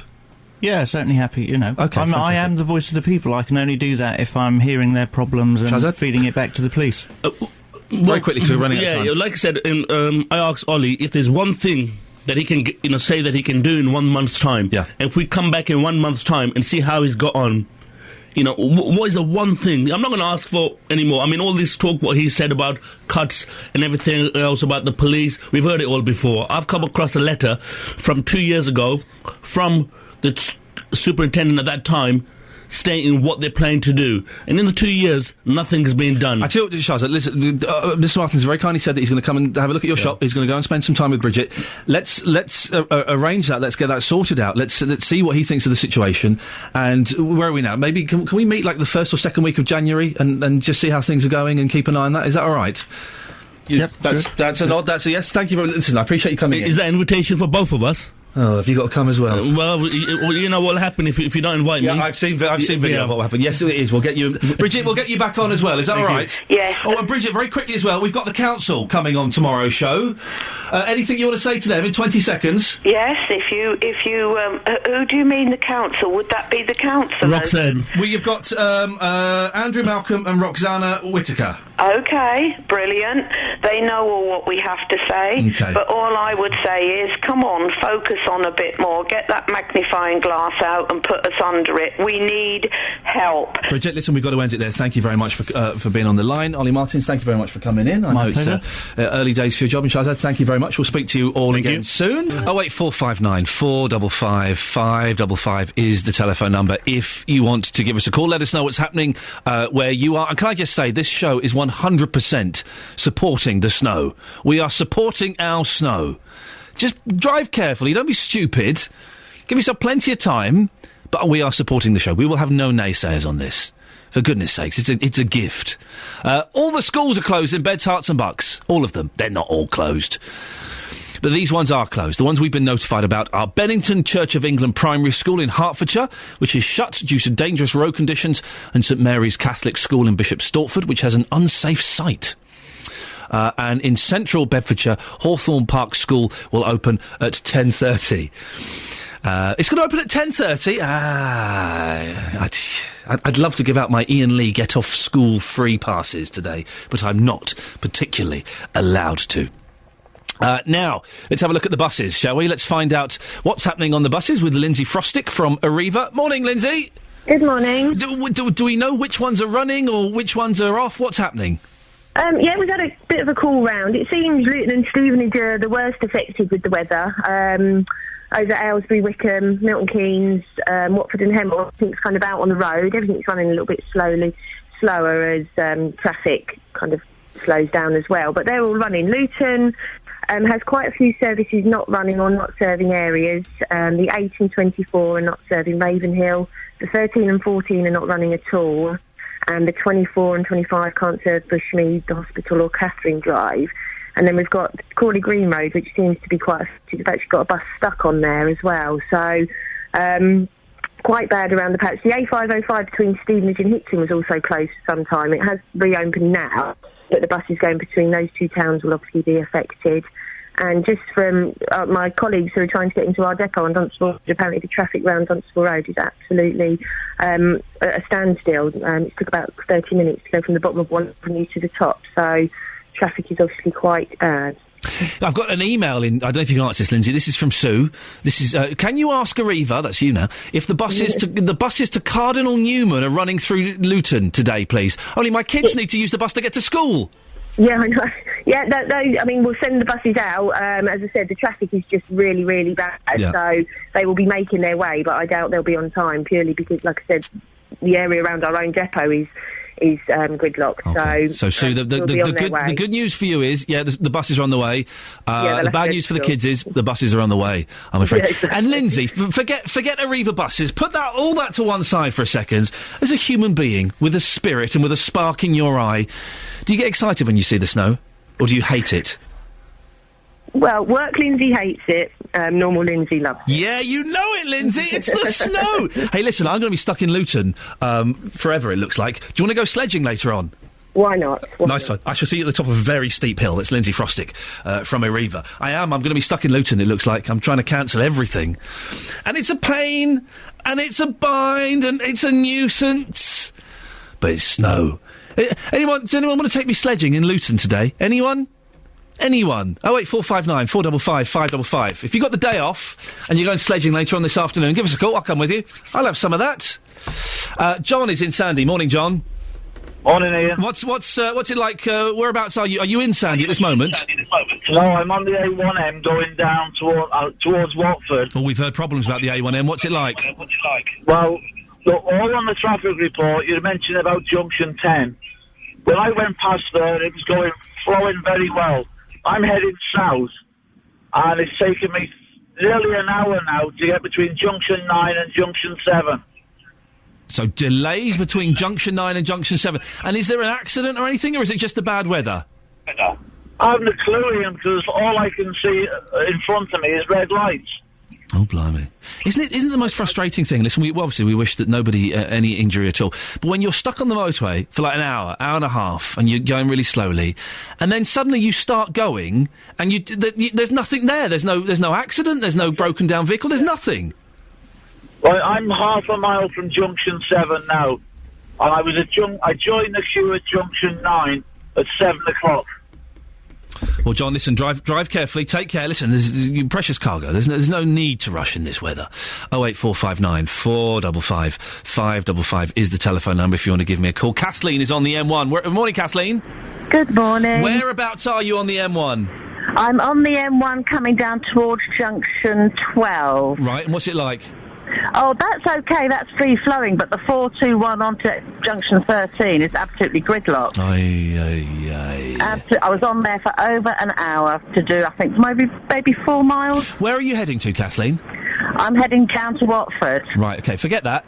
Pull off at Junction 10, come to BBC Three Counties Radio, you and me, we're going to get a sledge, we're going to throw caution to the wind, Kathleen, and we're going to find a really steep hill and giggle like children all day. Are you in? And how much fun would that be? Wouldn't that be the best? Why can't we do that? Come with me, Kathleen, come with me. I'd love to, but I can't. Oh, Kathleen, listen, we'll speak to you later on. Good luck, drive carefully. Come on, someone, throw caution to the wind. Stick your fingers up at the boss. Blow him a big raspberry. Let's go sledging. Shall we? 08459 455 555. I'd asked Dealey, but he's a broken man this morning after the debacle of the AstroTurf. If you've just tuned in and you're going, hey, whoa, hang on a second, I thought on the Iain Lee show they were going to be reuniting Luton Town's AstroTurf 21 years after it was banned for being rubbish. Well, we've had to knock that plan on the head, I'm afraid. It's turned into smoke, ashes and indeed cinder because of the bad weather. And Justin Dealey, who had organised it, is a broken man. He's lying in a corner somewhere in this building, we don't know where, weeping into his hairy chest. We'll speak to him later on and find out what's going on, and we've got our reporter Victoria out and about as well, so we'll find out the latest out on the streets. But it's not happening today. We're aiming for a week Wednesday, but when Mother Nature blows, what can you do? We are but human beings. Right, I've gone all poetic, I don't know why. It's the weather.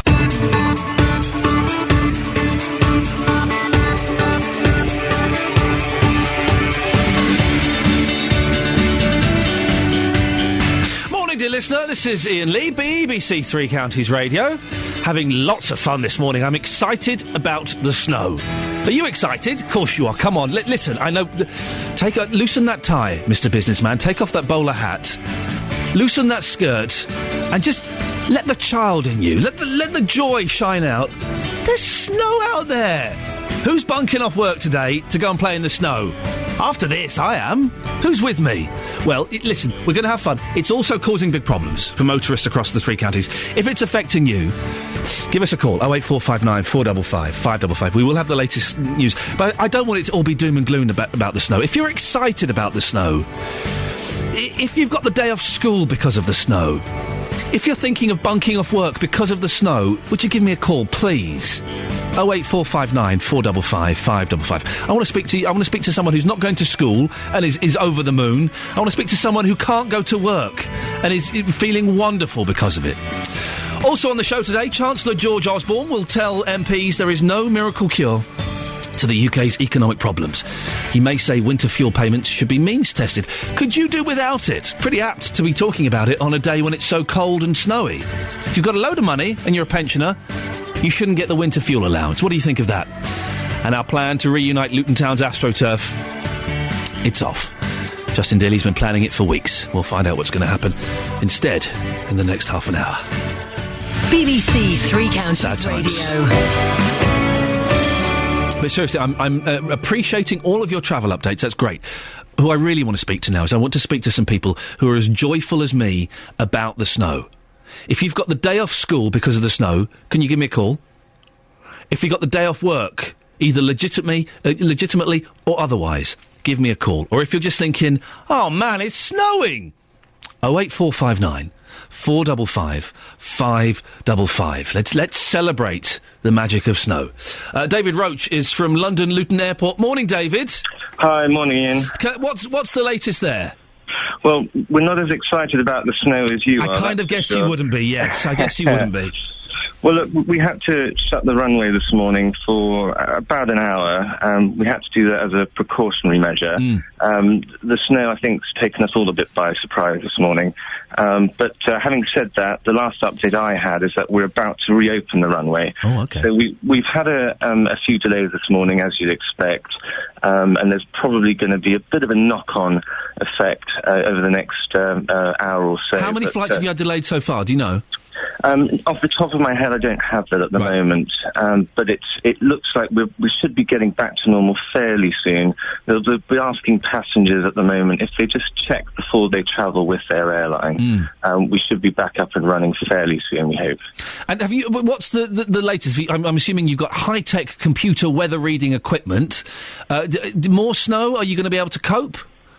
At the moment, we're not anticipating anything, but we're keeping a watching brief. So, bearing in mind the situation is still quite fluid at the moment, we just want to keep a very close eye on things. Okay. Well, listen, do keep us in touch. If anything else happens, do let us know, David. Thank you for that. Thanks a lot, Ian. We can go to... the sensible advice there is if you're flying from Luton, today. Just check online, give them a call, check with your airline and see what's happening. Well, BBC Three Counties reporter Victoria Cook has been forced to stand in the snow all morning. Victoria, I can only apologise, but God damn it, I'm glad it's you and not me. Whereabouts are you this morning now? Right, I've moved now, Ian. I'm now on the footbridge over the A505, so I can see the A505 heading through Luton towards the airport. I can see the road that goes towards the A6 and the road towards Dunstable. And I have to say, actually, the good news is that the road conditions look a lot better than when you last spoke to me. I think with all the traffic this morning, the snow's melted, and I'm not saying it's safe, but it's a lot less slippery than it was about an hour or an hour and a half ago. So traffic is starting to move. It's starting to look like regular Luton in the mornings now. What do we know anything about schools? We've had a couple of schools that are closed. Have we heard any more? Yeah, so we've got a few school closures to report, Ian. There's a handful across Beds, Herts and Bucks. So far, the ones we've been notified about are Bennington Church of England Primary School in Hertfordshire, which is shut due to dangerous road conditions, and St Mary's Catholic School in Bishop Stortford, which again has an unsafe site. In central Bedfordshire, Hawthorne Park School will open at 10:30. So sorry guys, you are going to school, but it's a bit later.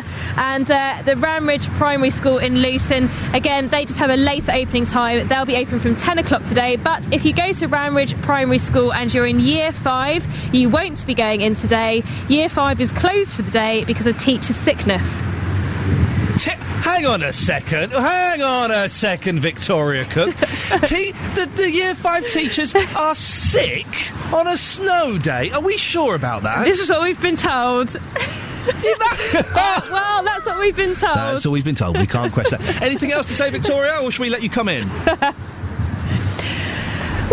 I would quite like to come in. I've got a nice chocolate pan au chocolat waiting in the newsroom and a cup of tea with my name on it. So if you wouldn't mind, I would quite like to come back. Actually, no. Can you stay out there till 9 o'clock? And then I think Jonathan might require you as well.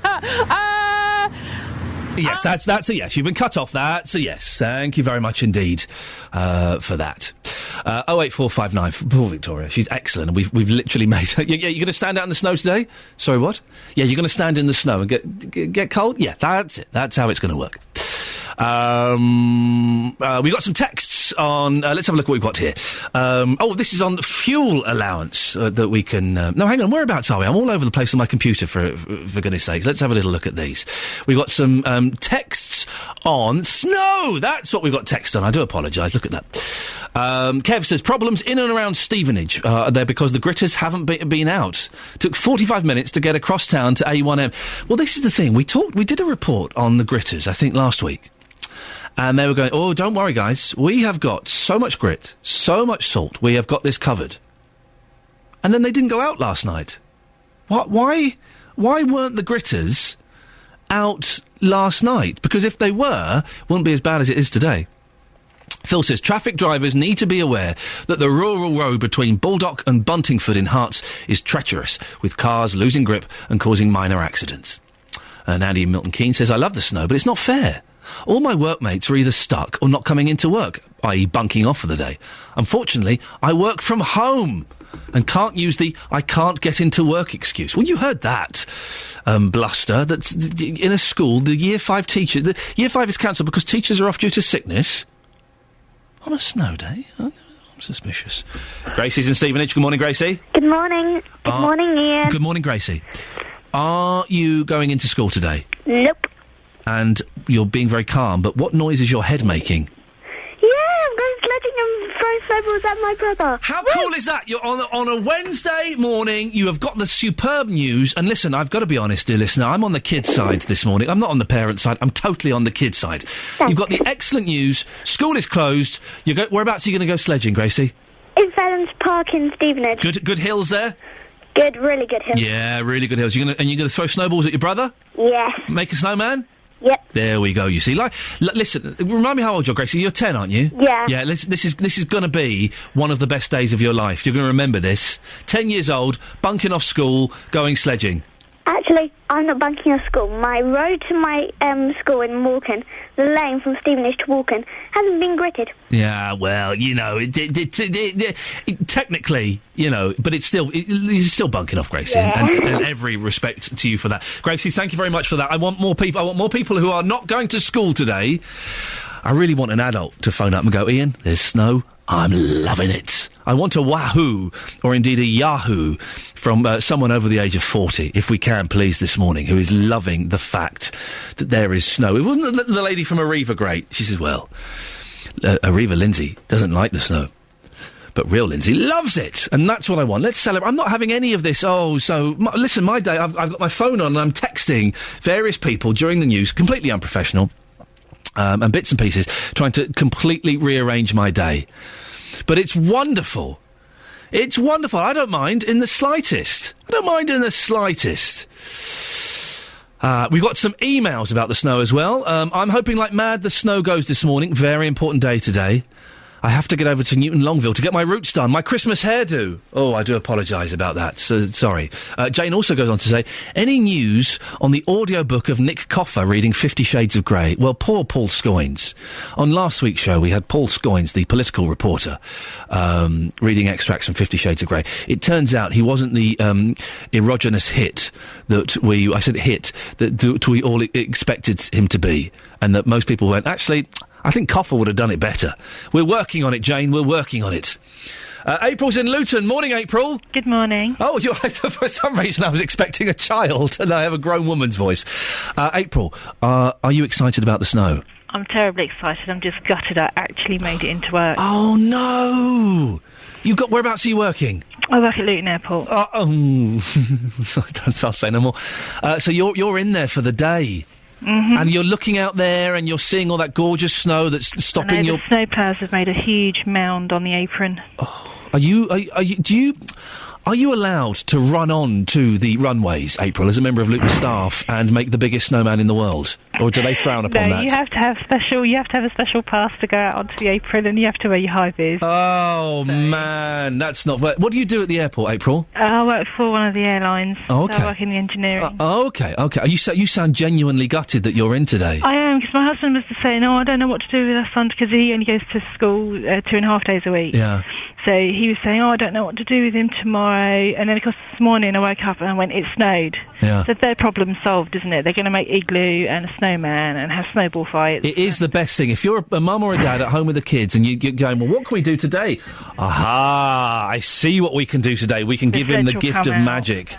Oh, April, well, what time are you finishing tonight? 3, hopefully. Do you want a drink? No, I don't. I'm stuck in Luton for the day. I've got nothing to do. So you'll still get home, and hopefully there'll still be plenty of snow around. I hope so. Yeah, I live in a village, so that's if you I've just got to do can. the 505 if they haven't been silly and driven on it stupidly. Yeah, that's if you can get home. You could be stuck at the airport for the rest of your life. April, thank you very much for calling in. We'll speak to Lynn in Stopfold. Let's get the travel from Sophie, then we'll get a little bonus bit of travel from Lynn. Thank you very much, Sophie. We've got Lynn in Stopfold, who's also got a little traffic update. Lynn! The A507 roundabout Flitwick is absolutely horrendous. There is no point in sitting on it. I've been on there an hour this morning, and it's just not moving. So this is heading towards the M1. Lynn, thank you very much for that. Keeping it real. Jazz hands. Jazz hands. Jonathan Bennett Smith has made it. Don't worry, dear listeners. I will not be filling in for him. He's turned up looking like he's wearing the clothes that will later on adorn a snowman. What on earth are you wearing, man? Very cash. Very cash. I would say, and don't take this rudely or the wrong way, too cash. Too cash. Listen, I am dressed up for being stranded. Look at the size of the collars on that jersey. Yeah. Well, this is there are several things that from November really I make sure are always in the back of my car. Yes. One is a shovel. One is my Wellington boots with my luxury Wellington socks. Yes. I have a blanket in there. All of these things to hide a body, Jonathan, but why? All of those things are in the boot of my car. Make sure your mobile phone's charged up. Yeah. And whenever it's snowy, always leave the house in your large mint humbug jumper. It's a min humbug in case snow. of being stranded. Yes, you can suck on yourself to keep you warm. Well, I wouldn't need to. This is warm enough. Are you? I am loving the snow, and this show, and therefore I think this whole station, I think I'm leading the way, is 100% behind the snow. We back our snow. I'll level with you. I love listening to you most mornings. This morning you were making me really annoyed. Sorry? As I'm coming down the road into Luton. I've been cheering up Beds, Hearts and Bucks. In pretty much stationary traffic, you're sitting there saying, oh, is this fun, snow fun? We're going to build a snowman. Kids are going to have the day off. It's not fun. There's nothing fun.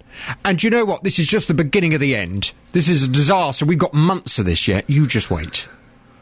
It's terrible. You are now welcome to the countryside. Yes, I'm loving this. It's wonderful. No. What we've had last night is just a slight insight into the misery we have ahead of ourselves over the next few months. Okay, so what you're saying is, after your show today, you want to go sledging with me? No. Why? We'll have a laugh. There's nothing fun about the snow. You've got your winter Clarks on. We'll have a laugh. I have got my winter Clarks on. And they're very fetching. Let me see. You're doing a... Oh, okay, there we go. Yeah, you are doing that. Go on. I was going to see if you were going to do quite a serious one before I made light. No, you're doing that one of these loaded questions. This is serious. No, it is serious, but it's one of your loaded questions. It's not loaded. Let me ask the ladies and gentlemen. We'll see if they think it's loaded. Does the prospect of a snowy winter fill you with dread? That's what I'm asking from 9. Opening the curtains this morning. When I open my curtains, as I do every morning, to greet the world, morning world, I'm still alive.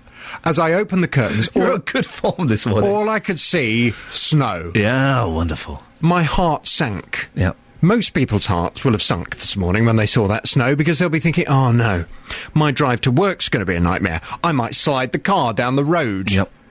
You know, I tried to turn off this morning in Luton. I thought, I'll go down Cutenho Road. There's cars slipping and sliding down there. They don't know how to drive properly. It's a steep hill. Yeah, they don't know how to do... You can drive down a steep hill in snow. Of course you can. That's terrifying. Well, from 9 this morning, I want your views. Are you, like Ian, a lover of the snow? Are you thinking, yeah, this is great fun, I can't wait for this, we've got months ahead of us like this? Or does the prospect of a snowy winter fill you with dread? I'd love your view from 9. 08459 455 555 is my number. Just forget this grumpy, middle-aged man persona that you have. Just reach deep inside your soul. Just feel that 12-year-old boy that's in there. Just let that 12-year-old boy, just let him be delighted and come alive at the prospect of playing in the snow. I never liked the snow. You can't wear your leather soles. Or suede. I'll be listening at 9 o'clock. Thanks. For a few minutes, and then no doubt doing what you did to me and switching you off with a loud, hefty click. Thank you, Jonathan. I'll see you later on. He's on form. You're cackling as he walks away. He's been on form recently. He's always on form, but he's been on top form recently, and well worth a listen to. List of primary schools and other schools that are closed. So, stay tuned, kids. It's the school closure lottery. Are you a winner or are you a loser? Preston Primary School in Hertfordshire closed at the moment. Also in Hertfordshire, Hexton JMI Primary, Bennington Church of England Primary near Stevenage, and St Mary's Catholic School in Bishop Stortford are closed. Late opening at Marriott Secondary School in Stevenage, 11. Turnford Secondary in Waltham Cross from 9:30. Nice, that's not really much of a late opening, is it? 9:30. I'd say get there for 9:45 just to be on the safe side. Furness Pelham. How am I saying that? Furness Pelham, Church of England Primary School, opens at 10. Central Bedfordshire Hawthorne Park School opens at 10:30. The Ramridge Primary School in Luton, Year 5, closed all day due to teacher illness. Whipperley Infant School and Nursery in Luton are both opening at 10, as is Furno Pelham Church of England Primary. We just said that one. Furno gets like a million mentions there. So those are the closed and the late openings of schools. I'm sorry if I didn't read your school out. Do listen again tomorrow, and maybe we will then. Now, you've tuned in. I can feel the lights are dimming in the studio. That means we've got more listeners. There's a power surge because you were tuning in to hear history literally being mocked on this show as we reunited the Luton Town Football Club famous AstroTurf pitch after 21 years. Well, bad weather has scuppered our plans, and Justin Dealey is a broken man. Justin? Ian, good morning. Good morning, Justin. Where are you? Are you in this building somewhere? No, I'm in the car park with the AstroTurf. Okay. You're still stood outside? Yeah, mate. Still here with the AstroTurf. I actually went to Cambridge yesterday, and I picked up a van load of the Luton Town AstroTurf from 1991. Yeah. Now, yes, the world's first ever AstroTurf reunion has been cancelled due to the snow, but we have a last-minute feature. We still have the pitch. I've got it here with me. Listen to this. Oh, it's beautiful. Yeah? We have a last-minute feature, which is called Touch My Pitch, and I believe we have a jingle. Press go now. Touch my pitch. That's the last-minute jingle for this feature. Okay. Yes. So what's this new feature we got, JD? Well, Touch my pitch. It sounds great. Okay, we can't be at Lucy Sports Park this morning because of the snow. People were travelling from right the way across the country to be there today. Preston, Daventry, you think I'm joking? I am not. Yep. But we still have the pitch. I've got a good 1 metres worth here. Hey. And the lucky people of Luton this morning have had the chance to touch this pitch. God. So, I have been to the hotel next door, and this is what happened. You'll like this. Adam, you've been going to Luton Town games since you were 10. Here, I have a rather large piece of historic Luton Town AstroTurf. Go on, feel it for me. And tell me what you are feeling right now. How does it feel? The history of winning trophies. The passion. Passion Yeah. of winning trophies and all that kind of stuff. Singles down your spine? Yeah. Oh, wow. It's actually doing something to you, isn't it? Yeah. It's incredible. Adam, thank you so much. There you go, that's Adam, who's a Luton Town supporter. Going to move over here to this man who's having his breakfast. He wants to touch a bit of this AstroTurf. Sir, what's your name? John Hodges. John, I'm sorry to bother you while you're having your breakfast, but this is far more important. This is the Luton Town AstroTurf. Go and feel it for me. And tell me how it feels. It feels like a nice carpet, a tough carpet, doorstep carpet. But what I would think if that's actually the turf... Oh, it's real? Yeah. I think of all the famous feet which has run over that, it's special, isn't it? Oh, absolutely, yes, yeah. Oh, yes, very much so. Enjoy your baked beans. Thank you so much. Thank you very much. Thank you. Ian, you can hear the passion, can't you? You can hear it. I could hear the apathy coming from both of you. You can't go up to a man while he's having a hotel buffet breakfast. What's more important, baked beans or Luton Town's AstroTurf from 1991? Listen, unfortunately, Ian, with today being cancelled, I'm going to have to tease people a bit more here. Yeah. This is absolutely fascinating. Go on. I found out yesterday, and we shall be revealing this information next week when the reunion does happen. The Luton Town pitch, when it was ripped up in 1991, it went to various locations. It went to an AstroTurf dealer who's known as Astro Man in Cambridge. I like it. He works on certain films. And the Luton Town AstroTurf was used in a world-famous Walt Disney film. I shall be revealing the name of that film when this reunion happens, and it will happen. The snow will not be. So it's not a cancellation, it's a postponement. Match postponed. Where and when are we planning on doing it? Well, we're hoping to do it a week today, either again at the Lucy Sports Park or Inspire. I've been phoning people for 2 hours, people up and down the country phoning me, is it still on? You could hear the excitement, and then when I said it was off, well, you could pretty much hear the tears. So, Justin, Justin, you've had a tough day. Yeah. And, listen, we've got a little surprise for you. Oh, lovely. You've been fired. No, we got Peter Little's on the line. Good morning, Peter. Good morning, You've got a little surprise for Justin Dealey. I have indeed. Go on, to tell him what you've got. Try and cheer him up on this horrible day. Well, it's quite exciting when I heard on the radio you were talking about Mick Hartford coming down and reacting his own goal. and it rang a bell with me because we were match ball sponsors on the day. And I've got the ball in front of me. You've got the ball that Mick Hartford scored an own goal with? Well, it's all been signed. It's certainly a ball that's been played with. It wasn't just a souvenir one. Peter, I'm going to ask you that question again and you just say yes. You've got the ball that Mick Hartford scored an own goal with? Yes. Yay, there we go, Justin! I'm actually speechless. There you are. That's a first. Wow. Is there whereabouts are you based, Peter? Is there any chance that we can come and let Justin touch it at some? Are you around next Wednesday? Westerning. Can we get that ball for next Wednesday? Definitely. Excellent stuff. Oh, that's wonderful. Forget about Nadine Dorries and all the controversial issues recently with I'm a Celebrity, Get Me Out of Here. There you go. A man from Westerning who's been to his loft, who's got the ball, and is going to bring it down next week. That is fantastic. Peter, unbelievable. Listen, thank you so much, Peter. Justin, has that brought a little smile to your face on this dark day? I'm a happy bunny right now. Good Thank lad. you so much. You're very, very welcome. It's literally the least we could do. Thank you, Peter. Thank you, Justin. Good stuff. And that's your latest news and sport. More from me at 9 o'clock. Have you got any more news? Do you want me to make some up? Yeah, I'm just texting my hairdresser. Okay. Have a look in the bin. Go on. Anything that didn't make the cut, you can use it now. I'm just trying to sort out... this is a bit of sport. This is sport for sport fans. Away you go. An agreement over the future of London's Olympic Stadium will move a step closer today, more than a year after a deal to allow West Ham United to take over the venue collapsed. Premier League club is likely to be named as the preferred bidder again, but it'll have to meet certain conditions before any final agreement can be reached. Enough? That'll do. Across beds, hearts and bucks, this is BBC Three Counties Radio. I am surprised. There's another BBC scandal. Let's just hope Ofcom and the Daily Mail weren't listening. There is a bin full of news that doesn't get used. There's a bin full of news? Unbelievable. What a shocking world we live in. Oh dear, hang on a second. My computer's just about to crash. What a time for me to notice that. I think we're back in. Let's see if I click this button. Is that working? Yes, I think it's working. I can tell you what's coming up in the last half an hour of the show before Jonathan Vernon-Smith comes on. We'll talk about the sports awards that took place last night. More of your calls on snow. And also, we have been asking this morning, are you an older person? Do you really need your heating allowance? Is it something you could live without? 08459 455 555.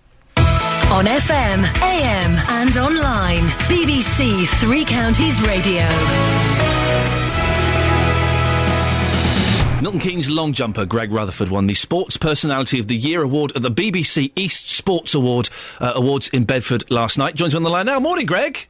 Good morning. How are we? Yeah, I'm fine, thank you. Congratulations. That's a bit of good news. How are you feeling? Yeah, thank you very much. Yeah, it was a bit of a shock to be totally honest. When you're up against people like Victoria Penton and Etienne Starton, you don't really expect to come away with the goods, so I was chuffed a bit. It's one of those years. I mean, it has been an incredible year for sport with the Olympics, but also a lot of other sports. It's one of those years where you must have just sat there and looked around you and thought, "Blimey, everyone else is good as well." Did you think you stood a chance? Well, I mean, there was four of us in the hat for it, so I mean, there was sort of 1 in 4's chance, I guess. Yeah. But no, I definitely didn't expect to kind of walk away and win it. It was, again, it's accolades and things like that you don't often expect. I think it's just something that's just fantastic when it does come around. You Olympians are rightfully striding the earth like the giants that you are. What's the most exciting thing that you've done since the Olympics? God, yeah, that's a good question. I bet there's been a lot, hasn't there? Well, there's been so much going on. It's just been absolutely unreal. I mean, it's just more the opportunities that you now get. For example, I was able to go watch the end of the Masters tennis. Sort of just got invited, went along, sat down. There was the likes of Middleton and Totti sitting in the same sort of area as myself and my mum and dad. And again, as I say, the new opportunities that you get that you probably wouldn't have had. Greg, can I express my when you say Totti? Yeah, the famous Italian football player. Oh, I thought for a second it's Greg. You've let your guard down. You do know this is going out. There's a bit of Totti in there. It was a footballer. I do apologize. And I'm assuming those tickets were free, sir. They were. As they should be. As they should be. Have you been asked, because we've seen a couple of the Olympic stars on things like Big Brother and In the Jungle, and Victoria, of course, was on Strictly Come Dancing. Have you been asked to do any of those things? Would any of that interest you at all? No, I've already said that I won't do any form of reality stuff or anything like that, probably until I'm retired, and certain ones I'd probably never do anyway.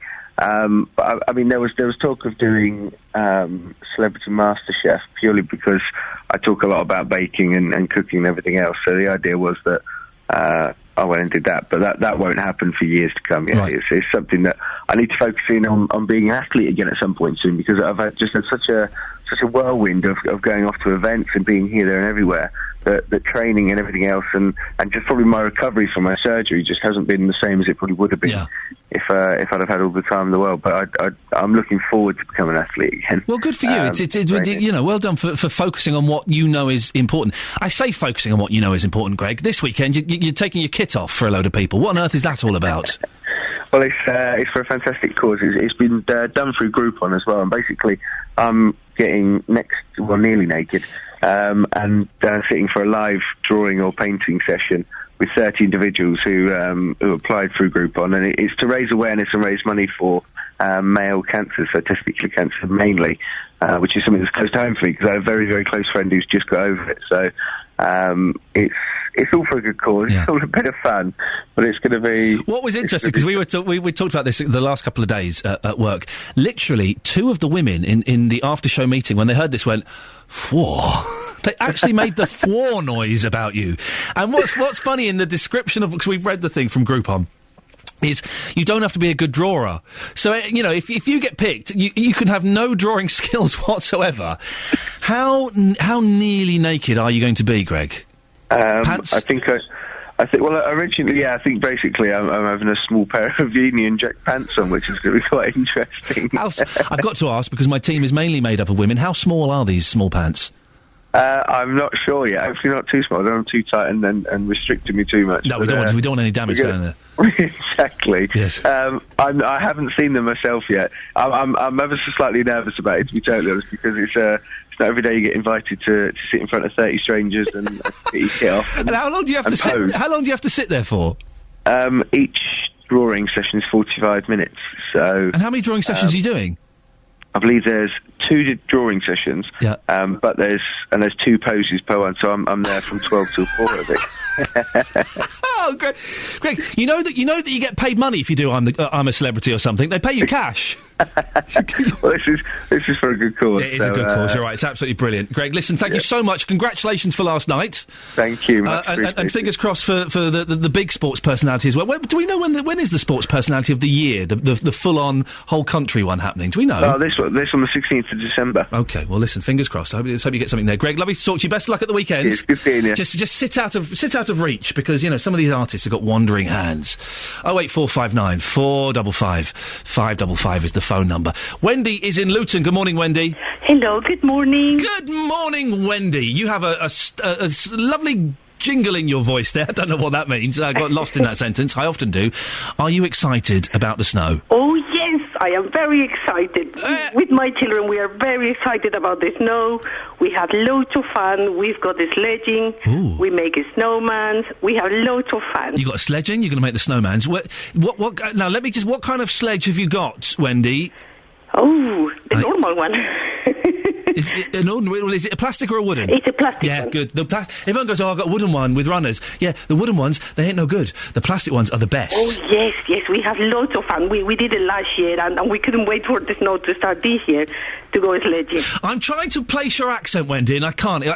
When you first came on, I thought Irish, and then obviously you're not Irish. Whereabouts are you from? Ooh, far away. Oh, I don't know this. I'm from South America. From which South American country? Cusco, Peru. Peru, we've all heard of Peru, of course we have. Have you heard of Machu Picchu? Gesundheit. No, yes, of course I have Machu Picchu. Yes, I come from that small town, Cusco. Now, so I'm guessing snow is like doubly exciting to you then, because I would imagine there's not much snow where you come from. No, there isn't. Yeah. Oh, it's brilliant. We love it here. I love the snow. I enjoy every season. And how old are your kids, Wendy? I've got Natalie is 5 and Matthew is 8. Oh, and I bet they're so excited about it. They are. Natalie was up by 4:45, and we were looking at the snow coming down. Wendy, do you know what? I might pop along later on and jump on push the kids off and jump on the back of your sledge, if that's all right. Excellent, no problem. Thank you, Wendy. You enjoy yourself. Isn't that exciting? She's from Peru, and she's over the moon to see the snow. Wonderful. Esther's in Luton. Good morning, Esther. Hello. I believe that you have had to go into work today. Yes. I'm sorry. I rang my boss to say caught in traffic, weather's quite awful, and she said, well, when you come in, be prepared for a snowball fight. I beg your pardon? Your boss is lining up a snowball fight for later in the day? Oh yeah, and want me to take waterproof. Oh, how cool! What's your boss's name? Joyce, you are the best boss I've ever heard in my life. What kind of business are you in, Esther? Sports car. I can't say too much. No, don't say too much. Okay, but let's just if you're going to look at sports cars today in Luton, chances are everyone will be out the back having a proper snowball fight. Yeah, looking forward to it. Esther, well done, fantastic, thank you. How exciting is that? Luton, you're with me on this. Jonathan Vernon-Smith at 9 o'clock is again me. He'll be asking on the big phone in today, does the prospect of a snowy winter fill you with dread? Well, you've just heard 2 calls there. 2 people who have, 2 grown-ups who have allowed the child within them to step forward and embrace this snowy, cold, wet weather. And the twinkle in their eyes has come alive. Good for you. Well done. We've got some text on the snow as well here. Let's have a little look at these. The snow is lovely to look at, but why are schools shut already in the county? It's only a dusting of snow, not even an inch on the ground here in Koppel. How do they cope in Sweden when it snows? Jeanette, well, it's quite it's thicker than a dusting here, I'll tell you that. Linda says, snow is great. Knew it was coming last night, and when I saw the sky this morning, I knew it had arrived. Good boots, drive carefully, no problem. I'm off today, but can't go out and play in it, unfortunately. Nick from Barkway. Ian, I looked out of my window and went, woohoo, snow! He wrote it in capitals, so I did the voice for him. I love it. Out in my 4x4 with a chance to go off-ride driving around everyone else stuck in the snow. Andy in Standon. Ian, I love the snow. Unfortunately, I have to work. I love photographing in the snow. And Dill says, why is nobody saying about the A421 towards M1? It's almost at a standstill. Been on it from Bedford for the last 30 minutes. Dill, we just have thanks to you. 08459 455 555. Let's... Can we all gang up on Jonathan? And he's expecting people to phone in and moan about the snow. Don't give him the satisfaction. Let that child within you come alive. The inner child. We all... Listen, I know it's a pain. Of course it's a pain.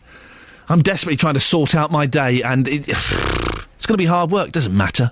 It doesn't matter. It's snow.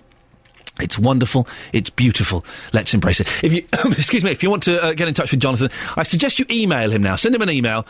Hang on a second. Victoria Cooker's walked in. Get back out. There's another 15 minutes of the show, for goodness sakes, holding a warm mug of tea. How dare she? Email Jonathan now. Sophie Tyler, BBC, Three Counties Radio. Yeah. Whatever. The trains from Luton to King's Cross. Your trains, let me have a little Come look. on, Sophie, this is the important stuff.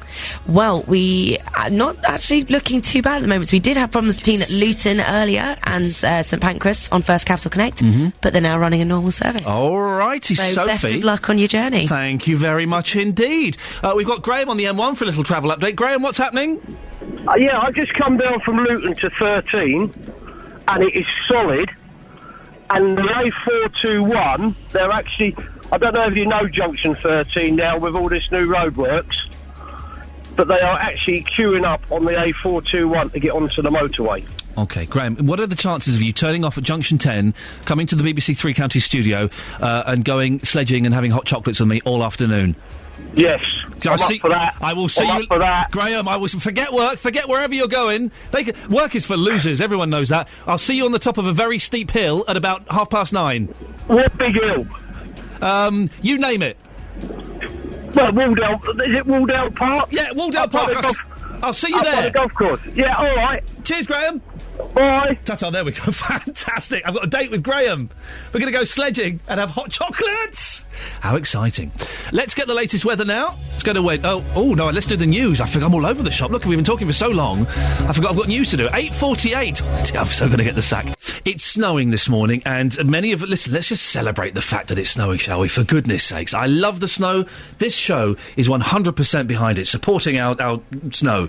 Jonathan Vernon-Smith, on the other hand, is not so doing that. Yes. Victoria Cook, you've dared to wander back into the studio. Despite your orders. You ignored my orders, and boy, there'll be strong words later on.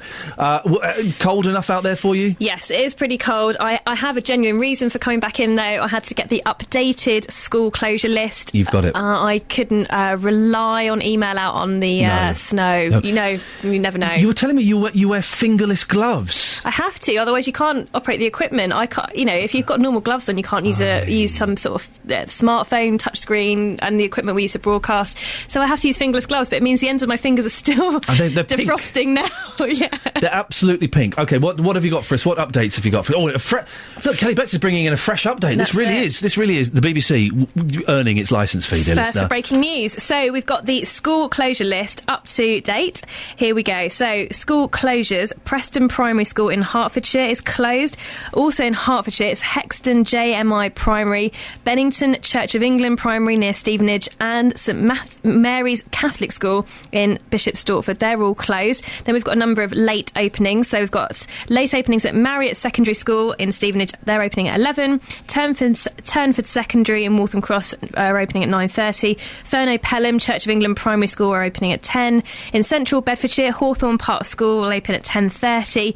Ramridge Primary School is open at 10, although you may remember us mentioning earlier, Year 5 don't have to go in today. Due to closed. teacher sickness. Teacher sickness. Yep. Whipley Infant School and Nursery in Luton are both opening at 10 o'clock, and also Crawley Green Infant School isn't going to be opening until 10. Putteridge High School has just called to confirm they are opening at 10 o'clock also, and this has just come in. Reed First School in Hertfordshire has confirmed they are closing for the day. Well, if your school wasn't read then, I can only apologise, because there are children broken-hearted. They actually have to go in and learn something. You were saying the roads out there are starting to look a little bit better. Yeah, roads, I think just with the ways of traffic, it's starting to melt the snow, and the main roads anyway are all starting to look a lot more free, and the traffic's speeding up. But as soon as you go off the main roads, it's that kind of snowy, slushy stuff, and it's still a bit icy. And what we're seeing just around the newsroom, actually, as cars are coming to the end of those roads and putting their brakes on, they're still sliding towards the traffic. So you've just got to be so careful to give yourself triple, quadruple the braking difference. I mean, it caught me out this morning. Listen, the question that's on everybody's, who's been listening to the show this morning, everybody's lips is, am I going to be able to make it into London for a haircut? Oh, that's a tough one. I don't know. I think it's still a bit 50-50. Victoria, our snow correspondent this morning, thank you very much for coming in. Thank you very much for having me. Yeah, you're very welcome. now go. Okay. Right, 08459 455 555 is the telephone number if you want to give us a call.